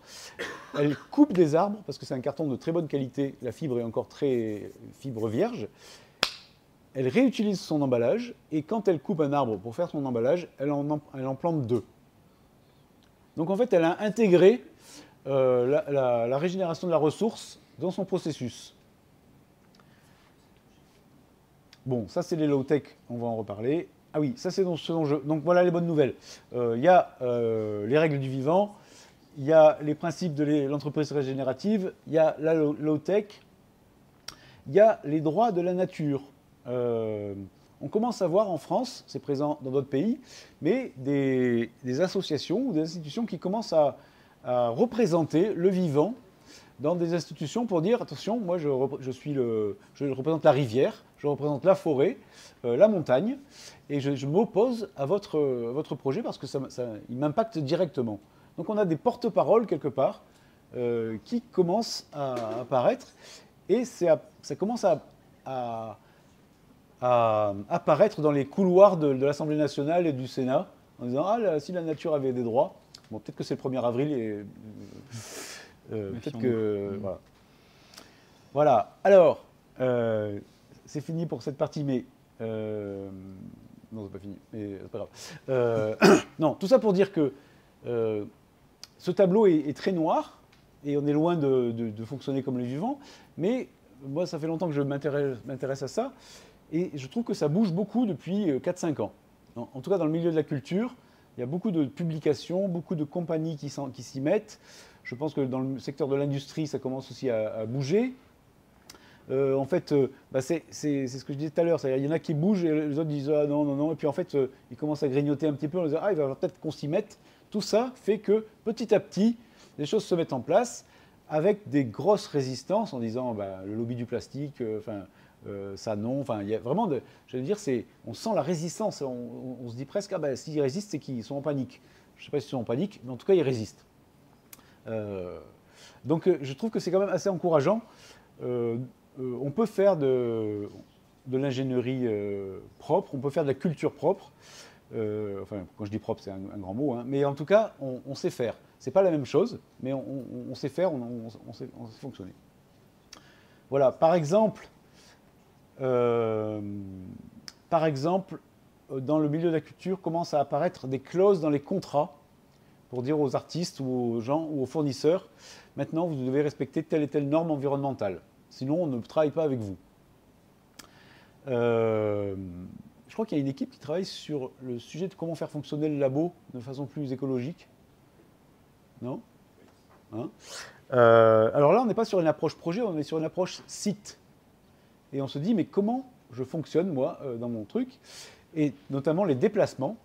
vont rentrer très fortement dans ces critères-là. Le chauffage, la bouffe, tout ça ce sont des leviers sur lesquels on peut agir quand on a une approche site. Et d'ailleurs, je vais te conseiller un bouquin qui est le design énergétique des bâtiments, en bas à droite. Et peut-être que je vous enverrai les praises. Bon, on voit des trucs complètement farfelus arriver. Le retour de la marine à voile. Ce cargo-là est en construction. Il va il va traverser l'Atlantique pour faire des échanges de matériaux.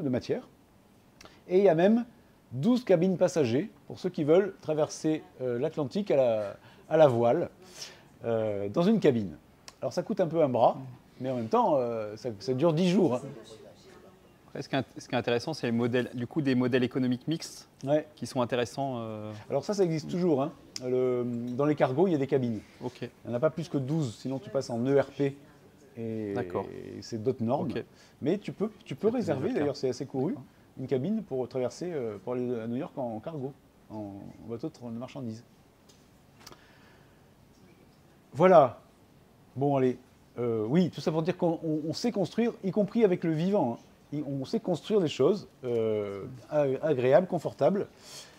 Ça, c'est un pont construit avec des lianes. Et les arbres sont toujours, des racines, et le pont est toujours vivant. Bon. Oui, alors, oui, je vais finir là-dessus. Il y a des procédés maintenant avec l'impression 3D où on peut valoriser, ça c'est des bouteilles de coca par exemple. Donc c'est du PET qui a été retransformé en fil et qu'on vient imprimer, à grande échelle. Merde, c'est quoi ça ? Oui. Grâce à des procédés d'impression 3D. Et je voulais vous montrer aussi, alors ça c'est les maisons imprimées en terre crue. Et je vous montre ça aussi parce que l'éco-conception, c'est pas forcément 100% bois ou 100% matériaux biosourcés. En fait, là, l'ensemble de la structure est en bois, et pour faire les jonctions, ils ont utilisé des jonctions métalliques.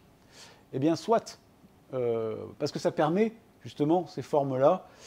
Ok, il y a de l'acier, mais en fait, il n'est présent que là où il est important, là où il est essentiel. Hein. Donc, il y a émission de CO2, mais en attendant, toute la structure, grâce à ces pièces-là, elles sont en bois. Donc des fois, il faut arbitrer et dire, bah oui, là j'utilise de l'alu, là j'utilise de l'inox, là j'utilise de l'acier, mais c'est à l'endroit où c'est nécessaire. D'où la notion de right tech, donc la technologie au bon endroit et pour le bon usage. Bon, voilà, j'ai fini pour ça.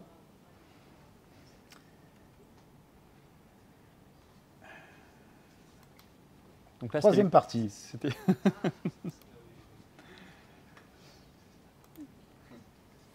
Clément, il nous reste combien de temps? On avait 1h30 en fait, à partir de 14h. Ok. 15 minutes. Alors, peut-on re-questionner ce cahier des charges de du temps? C'est-à-dire Plus de bobines par enregistreur, c'est pour ça qu'on est obligé d'arrêter. Eh bien, c'est pas grave. Parce que là, on est victime d'une machine. Et si on a envie de parler, de continuer à parler ensemble, eh bien, continuons à parler ensemble, et tant pis pour la machine. Non ? Oui. On peut faire ça. On va parler ensemble après, de toute manière. Hein ? Oui, alors. Donc, j'ai fait l'ENSI de 95 à 97. Je suis parti à Djibouti pendant 2 ans, pendant ma scolarité, à l'ENSI, après avoir lu Triste Tropique. Ouais. Ouais, et en fait, Triste Tropique m'a beaucoup influencé. C'est aussi pour ça que je suis parti en prison.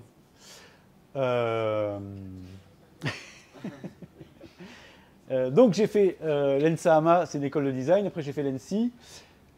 J'ai fait 2 ans de volontariat à Djibouti en Afrique. Et je suis rentré. J'ai pas passé mon diplôme tout de suite. Et j'ai fait 4 ans de prison. Mais les deux ne sont pas liés. Enfin, si, mais c'est pas parce que j'ai pas passé mon diplôme que j'ai pris 4 ans de prison.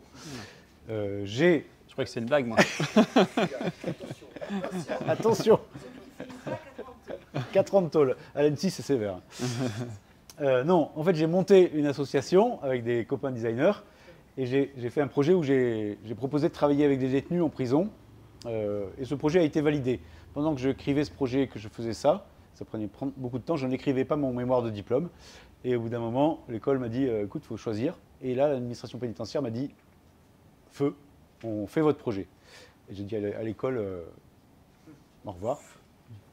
Et je suis revenu 25 ans après, c'est-à-dire il y a 2-3 ans, là, j'ai passé mon diplôme en VAE. Donc je suis fraîchement diplômé de mon école. Je suis très fier parce qu'avant... Alors, je vais vous présenter quelques projets. Il y a certains sur lesquels je vais zapper. Et vous n'hésitez pas à me poser des questions. Moi, je vais mettre l'accent sur ce qui me semble intéressant. Mais vous m'interrompez. On peut faire si ça besoin. aussi. Oui, qu'est-ce qu'on apprend en allant à Djibouti? Si on apprend les low-tech, c'est bien là. Si on apprend l'adaptation au changement climatique, c'est là aussi. Si on apprend à se doucher avec 2 litres d'eau, c'est là aussi. Donc il y a quelque part une prise de conscience que quand on vit avec des semi-nomades là, qui transportent leur maison sur 2 chameaux, tout ce qu'on a chez nous, il y a du superflu. C'est juste un petit peu incroyable tout ce qu'on a dans nos foyers. Donc ça, c'était un premier révélateur pour dire, voilà. Après, j'ai travaillé pendant 4 ans au centre de détention de Los. Et là, j'étais pas dans l'éco-conception. C'est là qu'on voit le mobilier en IP. C'est là que j'ai participé à la déforestation. Mais je vous rassure, j'en ai pas fait beaucoup. Donc, je n'ai pas coupé trop d'arbres. L'IP, c'est un bois exotique. Ça s'écrit IPE. Oui, oui, oui. IPE.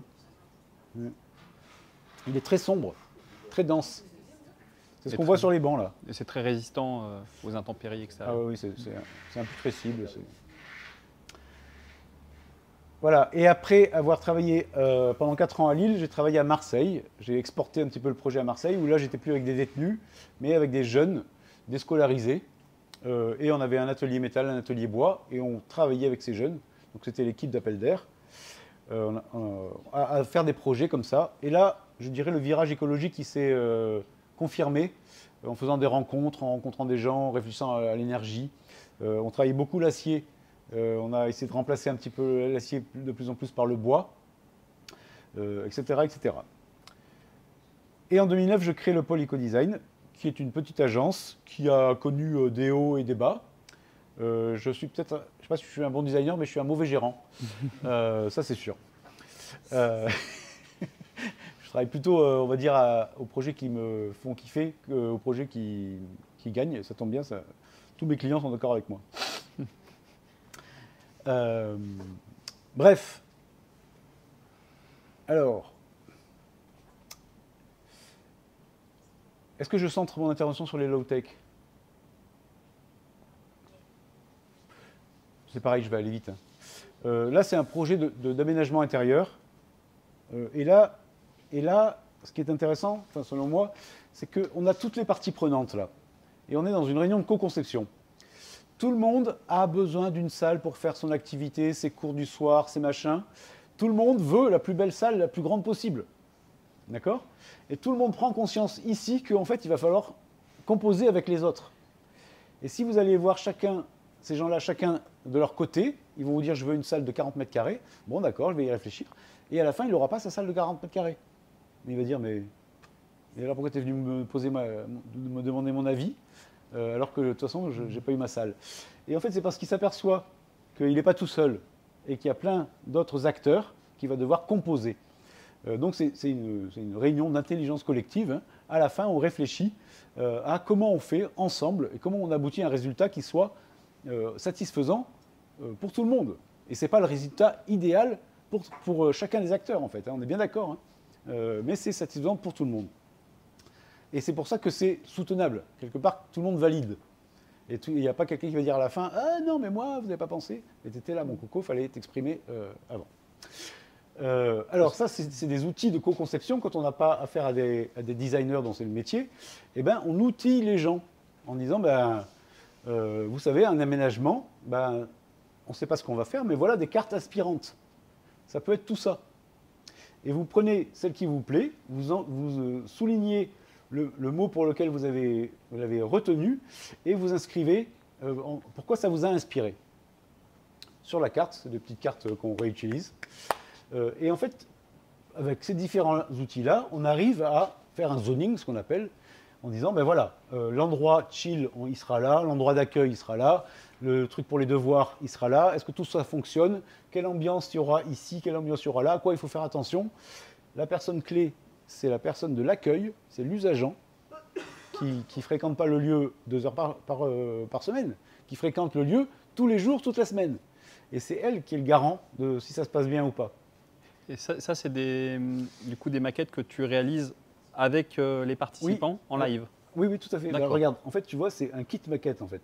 Il y a les murs, j'ai un plan, et je reconstitue les murs à l'échelle d'un 20e avec ce petit kit maquette.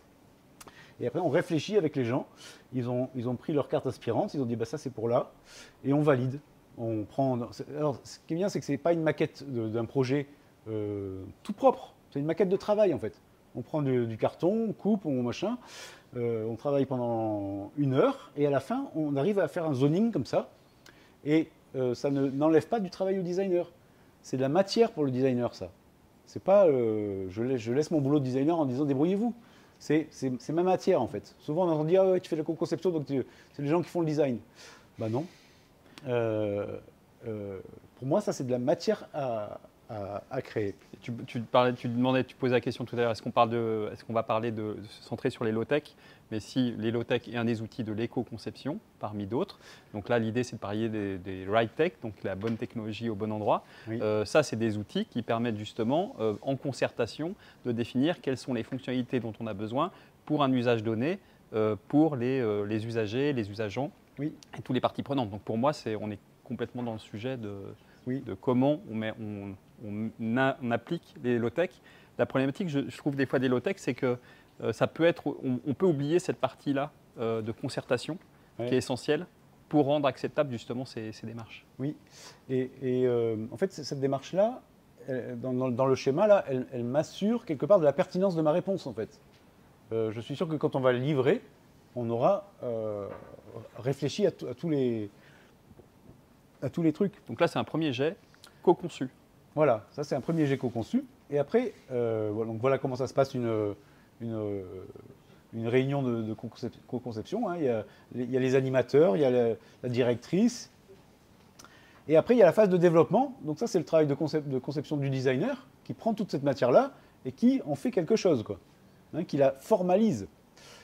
Voilà. Et ça donne quelque chose qui n'est pas sorti du design des usagers, en fait. Hein. C'est nous qui avons matérialisé cet espace cocooning de cette façon-là. Parce que le savoir-faire du designer, c'est la mise en forme. Une mise en forme de qualité qui réponde à des besoins et des usagers. Et les usagers, bien souvent, enfin, j'imagine qu'ils sont agréablement surpris aussi des fois par la forme qui peut des fois les surprendre. Mais si ça répond à leurs attentes qui sont très fonctionnelles. Oui, alors moi, ça c'est important pour moi parce que, en tant que designer en tout cas, je ne veux pas tomber dans le travers du mobilier palette. C'est une banquette en palette, c'est moi qui l'ai fait, donc elle est très belle. Bah non, elle n'est pas belle en fait. Et en plus, on est mal assis. Donc, pour moi, ce n'est pas suffisant en termes de low-tech. Tu as fait ta palette, ça c'est très bien, mais on aurait pu faire mieux avec une palette, quoi. Mais je pense que les low-tech, des fois, c'est ce qui pêche, c'est la mise en forme. Oui. Et le low-tech lab a fait des gros efforts, je trouve, dans leurs approches, avec leur appartement qu'ils ont fait sur Paris, où ils ont même fait travailler Christopher Santerre, avec qui on travaille actuellement, sur un frigo, justement, low-tech, où il y a un vrai frigo et une partie pour stocker au sec des aliments qui n'ont pas besoin d'être au frais. Ils ont fait un super travail, c'est très beau. Voilà. Donc il y a un vrai travail, donc c'est bien. Bah, c'est bien en fait. Alors en fait c'est important ça, parce que ce qu'on livre, ce qu'on livre, ça doit être fait avec soin. Parce qu'en fait, c'est l'intention.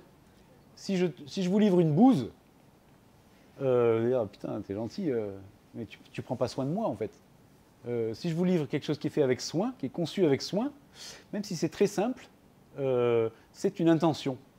Et quand on prend du temps à concevoir ça, on fait attention aux gens, en fait. On les considère, plutôt que de livrer une bouse quelque part. Hein, donc c'est pas parce que c'est des matériaux super nobles, machin comme ça, c'est le soin qu'on donne au truc, c'est l'intention. Et là, quand on conçoit low-tech ou des fois avec la découpe numérique, tous ces trucs-là sont faits avec de la découpe numérique, mais on sait ce qui va être fait par qui. En fait, on laisse une partie sous forme de chantier participatif. Et ça, c'est conçu avant, parce qu'on ne peut pas donner à faire à des gens qui n'ont jamais tenu des outils la même chose qu'à un artisan. Donc on anticipe, ça c'est le rôle de concepteur, de dire ça va être un chantier participatif, parce que c'est abordable, etc., etc. Ça, on fait sous-traiter par un artisan, et ça, on le fait nous-mêmes. Donc cette phase pro, là, avant le G, c'est là que tout se décide, en fait. Hein, je reviens là-dessus. Et le G, là, c'est la mise en œuvre. Et là, c'est sous forme de chantier avec des jeunes du centre de ce pôle jeunesse, là. D'accord ? Et cet espace-là, il n'y a aucun jeune qui l'a dégradé, en fait. Tout le monde enlève ses chaussures pour se mettre dans les petites alvéoles, là. S'il y en a un qui ne le fait pas, il se fait pourrir par ses collègues. C'est leur truc, en fait. Et c'est ça aussi les co-conceptions, c'est-à-dire qu'ils ont participé en amont à la co-conception, ils ont participé en aval à la fabrication, et c'est devenu leur projet. Et donc ils vont en prendre soin. Et du coup, la durée de vie est démultipliée, et c'est de l'éco-conception. Après, est-ce qu'il ne peut pas y avoir un biais sur le fait que s'il y a des nouveaux arrivants qui n'ont pas participé, alors bien sûr, il y a j'ai bien compris qu'il y a une sorte de pression de la part de ceux qui ont fabriqué, qui ont participé à la fabrication. Mais après, est-ce que ça peut être pour faire perdurer ça, tu vois ? Est-ce qu'il y a des outils pour ça ? Il y a une valeur de patrimoine. Parce qu'en fait, c'est les frères, les sœurs qui connaissent l'histoire, quelque part. Et qui disent, ça c'est mon grand frère, c'est mon cousin qui l'a fait. Et je pense que ça... Alors, je ne suis pas revenu depuis longtemps, hein, mais en tout cas, ça a duré des années. Ça ne va peut-être pas passer 3 générations. Hein. Oui, ben ça, je peux en toucher 2 mots. Donc ça, c'est le recyclage. C'est intéressant parce que donc c'est du recyclage, c'est une boucle de l'économie circulaire. C'est nos bouteilles de lait, c'est du PEHD, de polyéthylène haute densité. Et je travaille avec MP Industrie qui le recycle sous forme de profilés. Alors il y a plein de profilés différents. Et là, on a fait une analyse de cycle de vie, peut-être que ça vous parle ce mot, hein, sur 3 critères. Émissions de CO2, consommation d'eau, consommation d'énergie. Et on a fait des comparatifs en faisant un petit logiciel avec une ingénieure environnement. On a fait, alors il manquerait un banc en acier par exemple, mais là on a fait banc 100% plastique et banc plastique bois. Ce qui n'a pas arrangé le fabricant, parce que lui il veut vendre du plastique, quoi. Mais c'est pas grave. Et on a eu une surprise. Ce mobilier n'émet pas beaucoup de CO2, par contre il consomme beaucoup d'eau.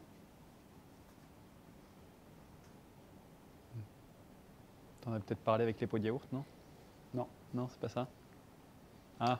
C'est pas le lavage, parce qu'en fait il broie tout, c'est un procédé où il broie tout, c'est pas le lavage du plastique recyclé. C'est l'entretien ? Non. Refroidir la machine. Ça pourrait être ça. Refroidir les extrudeuses. En sortie d'extrusion, effectivement, il y a un cirque de refroidissement des eaux et il n'était pas en circuit fermé. Donc l'eau était partait, mais c'est pas ça. Oui. La pollution de l'eau. Non. La pollution de l'eau, tu veux dire quand il... C'est un plastique traité anti-feu, anti-noix. Non. C'est plus simple que ça. La consommation d'eau est liée à la consommation d'énergie. Et c'est lié parce que là, ces barres-là, c'est des profilés pleins, donc il y a une vraie masse de plastique. C'est des pressions à l'eau. Des Pardon. pressions à l'eau. Non. C'est plus simple que ça. Je vous donne un indice. Il y a eu des étés où il a fallu faire très attention à sa consommation d'électricité parce qu'il manquait d'eau dans les fleuves. Pour les centrales nucléaires, pour les refroidir? Pour refroidir les centrales nucléaires. Ça, c'est l'eau consommée par les centrales nucléaires qui produisent de l'énergie. Et pour extruder ces barres de plastique qui sont pleines, en fait, il faut une grosse quantité d'énergie. Il y a des extrudeuses qui malaxent le truc et ça consomme des kilovolts, c'est énorme. Et donc ça, c'est la consommation d'eau liée à la production d'énergie. Alors en CO2, c'est très faible. Le CO2 consommé n'est pas faible du tout. Enfin, il n'est pas nul. Et deuxième question à 4 000 €. Quel est le facteur d'émission de CO2 dans un produit en plastique recyclé avec de l'énergie électrique nucléaire? Pas si facile. Ça vient du process. Il y a des émissions de CO2 qui ne sont pas nulles. Elles pourraient être nulles. Mais il y a des émissions. Quand on fait fondre le plastique. Non. Donc ça, c'est électrique. C'est pas la fonte du plastique. Elle transporte le plastique. C'est 4 000 Le C'est le Clark dans l'usine. Parce que l'usine est mal foutue. Et ce qui est broyé là doit être transporté là pour être extrudé là, puis amené à l'atelier menuiserie là. Et il y a un Clark qui fonctionne, ou deux, toute la journée. Le Clark, c'est le transpalette en fait, qui fonctionne au diesel. Et en fait, en prenant tout simplement la facture de fuel à la fin de l'année, elle n'était pas du tout négligeable. Et quand on a la facture, on a les litres consommés. Et ça, c'est les Clark dans l'usine. On ne se doute pas, des fois d'où ça vient. Et en fait, en réorganisant différemment, on peut gagner des litres de fuel non consommés. Sinon, l'avantage de ce procédé, quand même, c'est que les bancs, quelque part, ils sont recyclables à l'infini. Et c'est permis parce que c'est des grosses masses et que même si en surface, ça prend les UV, ça se dégrade un peu, ça peut être rebroyé indéfiniment. Alors, on était dans l'économie circulaire en recyclant et on a utilisé des buses de voirie en plastique recyclé, mais qui sont des rebuts de production. Elles ont un petit défaut. Elles ne sont plus étanches. Et en fait, il y a 300 pièces comme ça dans l'usine qui sont à l'abandon. Et donc là, j'ai dit à Christophe, est-ce que tu peux m'en laisser quelques-unes? On va voir ce qu'on peut faire avec. Et en fait, on a imaginé des gammes de mobilier ou de jeux ou de parcours, d'initiation au parcours, à partir de ces buses. Et en fait, là, on n'est pas dans du recyclage, on est quasiment dans, pas du réemploi parce que c'est plus des buses, mais dans la réutilisation sans aucune transformation.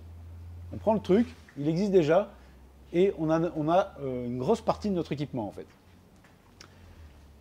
Le reste, c'est du mélèze ou du Douglas.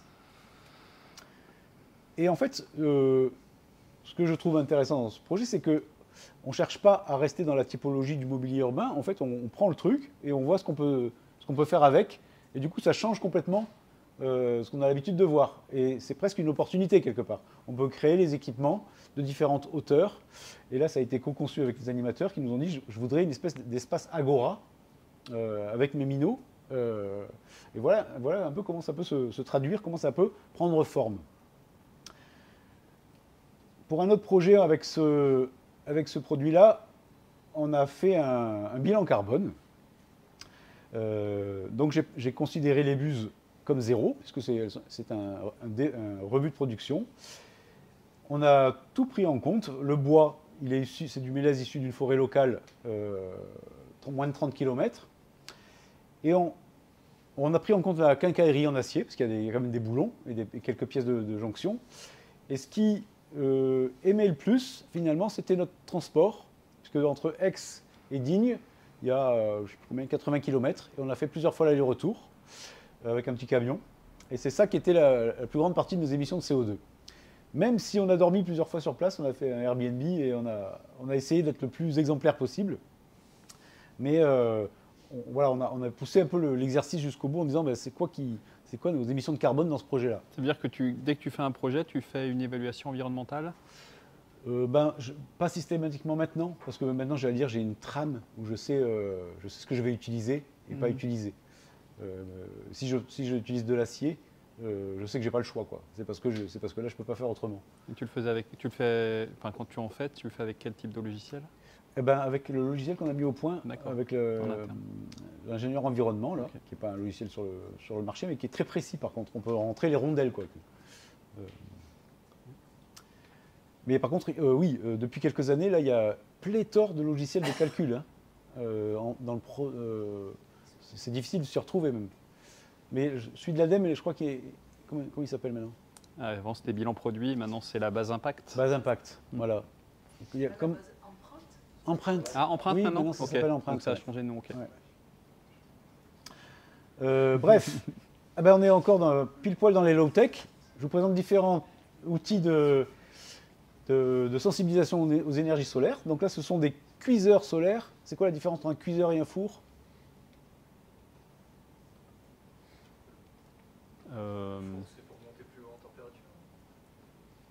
Un four, c'est fermé. Un four, c'est fermé. Et comme un four dans sa cuisine, ce qui cuit, c'est la masse d'air qui monte en température. Et voilà. Et quand on cuit un rôti ou un poulet, c'est parce que dedans, c'est à 200 degrés que par convection de l'air, le poulet cuit. D'accord? Si on ouvre la porte du four, hop, on tombe tout de suite à 160 degrés. Une grande partie des calories sont échappées. Et là, ces cuiseurs, c'est pas pareil. En fait, c'est des paraboles. Hein. Donc en fait, on concentre les rayons du soleil sur plus d'1 mètre carré en un foyer. Et là, on a à peu près 900 à 1000 watts directement sur le foyer. Et donc on ne peut pas mettre la main, on se brûle. Et c'est 100% low-tech, c'est juste un miroir. D'accord? Et donc ça peut prendre différentes formes. Un four, un cuiseur de 140, un cuiseur de 110 qui est un outil pédagogique.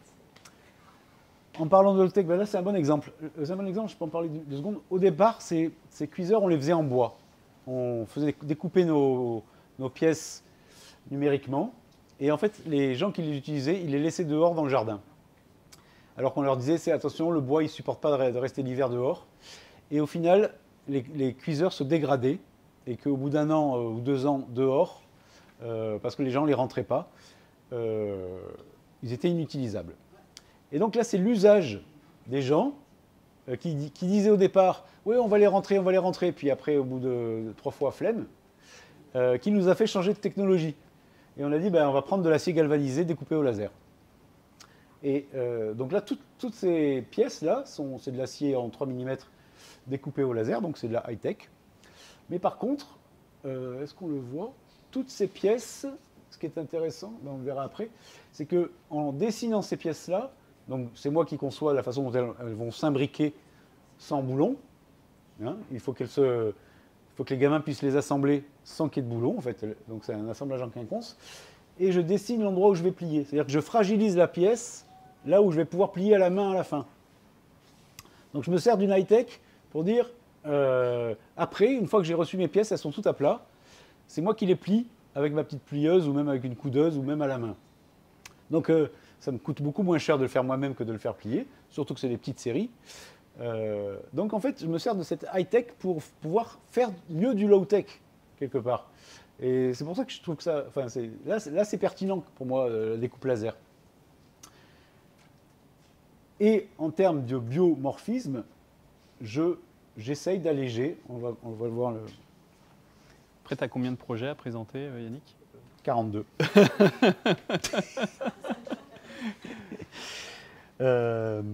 Non, ouais.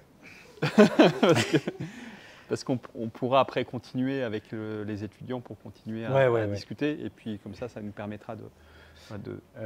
alors attends, j'en présente encore. Ouais. Oui, donc en fait, le high-tech permet aussi d'ajourer toutes les pièces là. De dire, en fait, je suis tracté par un vélo électrique. C'est un vieux vélo électrique qu'on a reboosté en montant nous-mêmes un moteur. La carriole, elle pèse quand même 30 à 40 kilos. Et à chaque fois que je peux gagner quelques grammes, eh ben, je le fais. Et donc j'évide toutes les pièces. Ça, c'est du biomorphisme, hein, c'est comme ça que font le vivant. À chaque fois que la matière ne travaille pas, je l'enlève. Et ça me permet de gagner en poids. Et ça me permet aussi de dire, quand j'ai coupé ça, je sais qu'elle va être recyclée et qu'elle va resservir à autre chose. Plutôt que d'être stockée sur ma pièce à rien faire, finalement, en évidant tout ça, j'enlève la moitié de l'acier va servir à autre chose. D'accord? Grâce au recyclage. Si je faisais l'impression 3D, ce serait directement la matière nécessaire sur la pièce. Bon. Bon, alors attends, il faut qu'on fasse un point. Oui. C'est surtout pour les personnes à distance. Ça, c'est un atelier low-tech, un atelier solaire mobile qu'on installe dans des jardins. Et ça fonctionne avec 2 énergies. La première énergie, alors ben c'est un prototype quick and dirty. C'est une preuve du concept. C'est pas design, c'est moche et encombrant, mais ça nous a permis de voir que ça marchait. Que pendant 2 jours, on a travaillé avec 4 panneaux solaires, un onduleur un peu puissant, et un petit atelier avec des petites machines-outils. Quand vous travaillez le métal avec une disqueuse et une grosse scie circulaire, ça coupe. D'accord? Donc il faut faire avec l'énergie disponible quelque part. C'est pas j'appuie et ça marche. Il faut apprendre à faire comme ça, en fait, en disant, mais attends, non. Donc l'organisation du chantier, elle est impactée par notre source d'énergie. En disant, d'abord, vous allez meuler pendant ce temps que vous travaillez à la main. Quand vous avez fini, on permute. Donc on avait fait un code couleur dans les machines. Attention, pas de machine rouge en même temps. Et ça, c'est faire avec, en fait. La low-tech, c'est ça aussi. Hein, c'est faire avec ce dont on dispose, en termes d'énergie. Oui, et donc on fonctionnait avec l'énergie solaire et avec une deuxième énergie illustrée par cette slide, qui est Énergie humaine. L'huile de coude. L'énergie humaine. La fabuleuse énergie humaine. En fait, il se dégage de ces ateliers une énergie incroyable. Et il y a des gens qui nous ont dit, mais j'ai 50 ans, c'est la première fois que je coupe un morceau de bois. Et ils étaient super contents. J'ai fait un truc avec mes mains, quoi. Jean-Marc Jancovici, il en parle de l'énergie humaine aussi, Ouais. il fait des conversions, Oui. mais c'est plus l'énergie, la force. Quand on fait un truc à la main, je ne sais pas si vous avez dans les maisons de vos grands-parents une vieille chignole, machin, là, percez 3 trous avec, et après vous allez bénir l'électricité. Parce que l'énergie que ça demande de percer un bois un peu dur avec ces machines-là, quand vous avez un truc à faire en série, vous ne le faites pas 2 fois, quoi. Vous dites, ah, bah, merci ma visseuse des visseuses et merci, elle a fait l'électricité. Bon, non, je suis embêté là, comment on fait? Peut-être qu'on peut conclure déjà sur cette conférence. Je trouve que tu as Oui. apporté beaucoup d'éléments, en tout cas par rapport à ta démarche. C'est vrai qu'il y a ce projet qui est assez génial. On peut conclure en montrant ces belles images parce que tu as fait un habitat qui léger, qui permet c'est pour les bergers, Pour des bergers, c'est ça, oui. que tu viens installer donc en montagne, pour être autonome. Et je trouve que voilà, ça représente très bien ton travail et aussi dans la qualité aussi esthétique qui amène des nouveaux codes visuels auxquels on n'a pas forcément l'habitude. Donc il peut y avoir des nouveaux matériaux, des définitions qui ne sont pas celles auxquelles on est habitué avec les smartphones, où on nous a habitué à un très très haut degré de qualité, avec des matériaux aussi qui sont le métal, le verre, des matériaux qui sont très coûteux en énergie.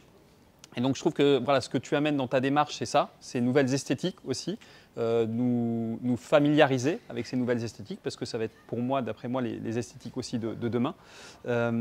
Et aussi c'est toute la démarche donc de co-conception, à la fois donc, en amont du projet, mais on l'a vu aussi là juste avant sur cette construction où tu fais participer, donc une construction participative, donc l'énergie humaine dont tu parles, et aussi la bonne, c'est faire un chantier en bonne intelligence. Donc il y a plein de choses nouvelles en fait à imaginer.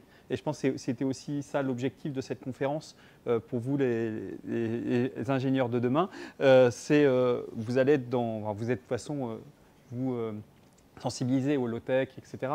Mais voilà, ça va être il y a des nouveaux enjeux et qui font en fait beaucoup participer l'énergie humaine dans les projets. Et ça, je pense que c'est l'enjeu de demain par rapport à toutes les conceptions, constructions qu'on va réaliser, quoi. Voilà. En tout cas, je te remercie Yannick pour cette présentation. On peut passer juste sur les dernières images et puis je te laisse conclure cette conférence. Je ne sais pas si on a le temps de prendre des questions en ligne. Je ne sais pas si Clément, on en a. Non, on n'a pas. Ok. Bon, on va, je pense, finir avec des questions avec vous qui vous êtes déplacés. Donc, je te laisse conclure, Yannick, peut-être sur toi, quelle est ta vision sur l'ingénierie de demain et le design de demain? Oui. Bon, pour conclure, je suis obligé de passer sur des trucs low-tech, briques, terre crue, paille. Ça permet de montrer un peu voilà, et je vais conclure avec la diversité des projets. Voilà. Oui, le chantier, participatif, palette. Alors oui, palette, mais la palette est utilisée comme brique. C'est-à-dire qu'en fait, à la fin, on ne la voit pas. Par contre, elle me rend service parce qu'elle est déjà construite et elle prend une grande place. Pof, je viens l'insérer.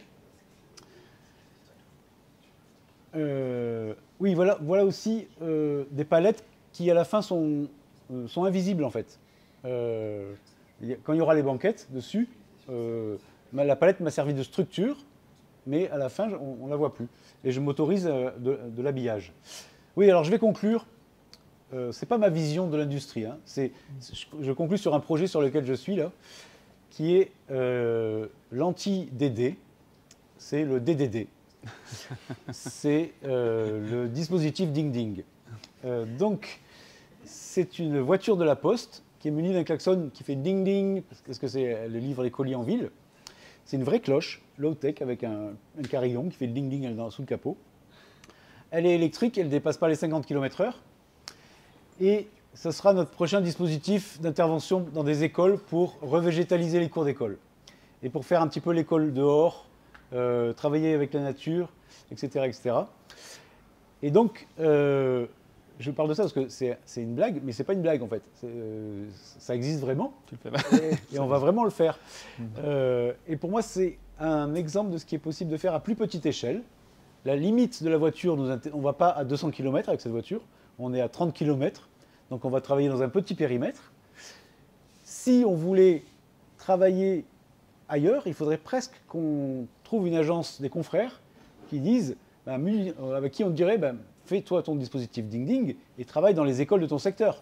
En fait, on va mutualiser l'outil, enfin, on va reproduire l'outil, mais on ne va pas multiplier les déplacements. Voilà, et ça, c'est un outil pour faire des chantiers. Donc, on utilise du plastique recyclé, et c'est un outil où on va pouvoir faire des chantiers avec les minots, en fait.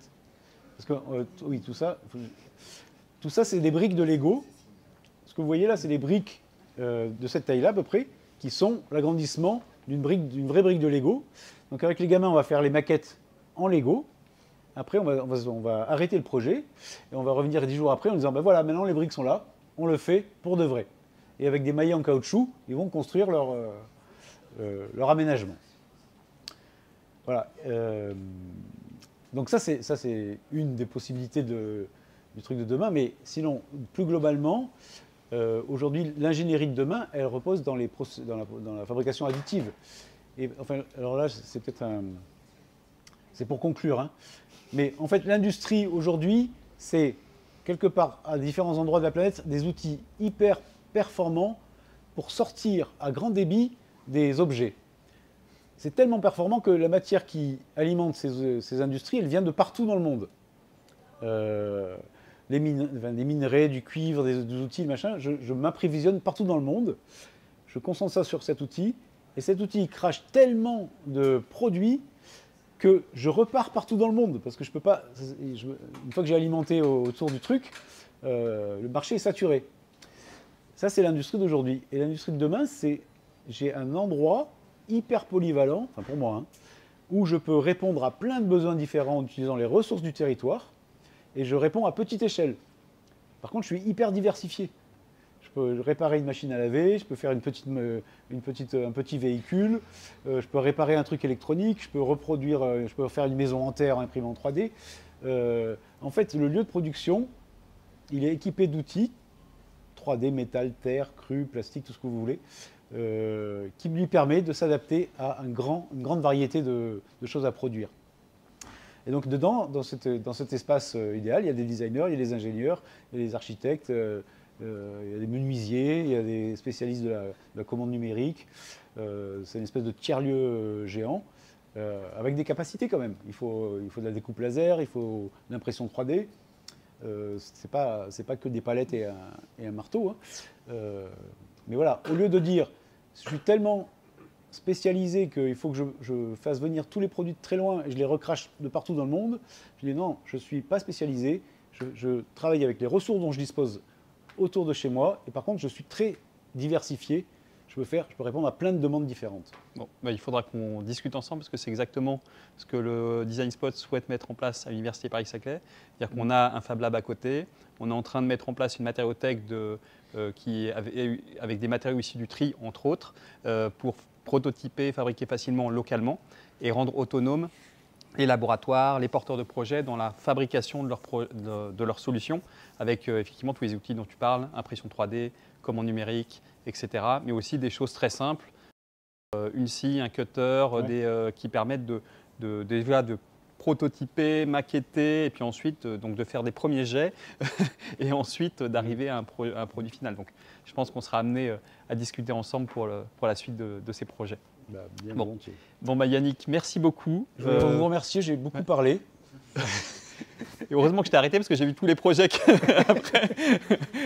En régie, ça a un peu transpiré. Mais bon, voilà, c'est surtout pour les personnes en distanciel. C'est important qu'on essaye de tenir le timing. Mais bon, là, on n'a pas trop tenu le timing. Là, l'idée, c'est qu'après, on passe donc à une autre étape un peu plus, un peu plus participative, justement.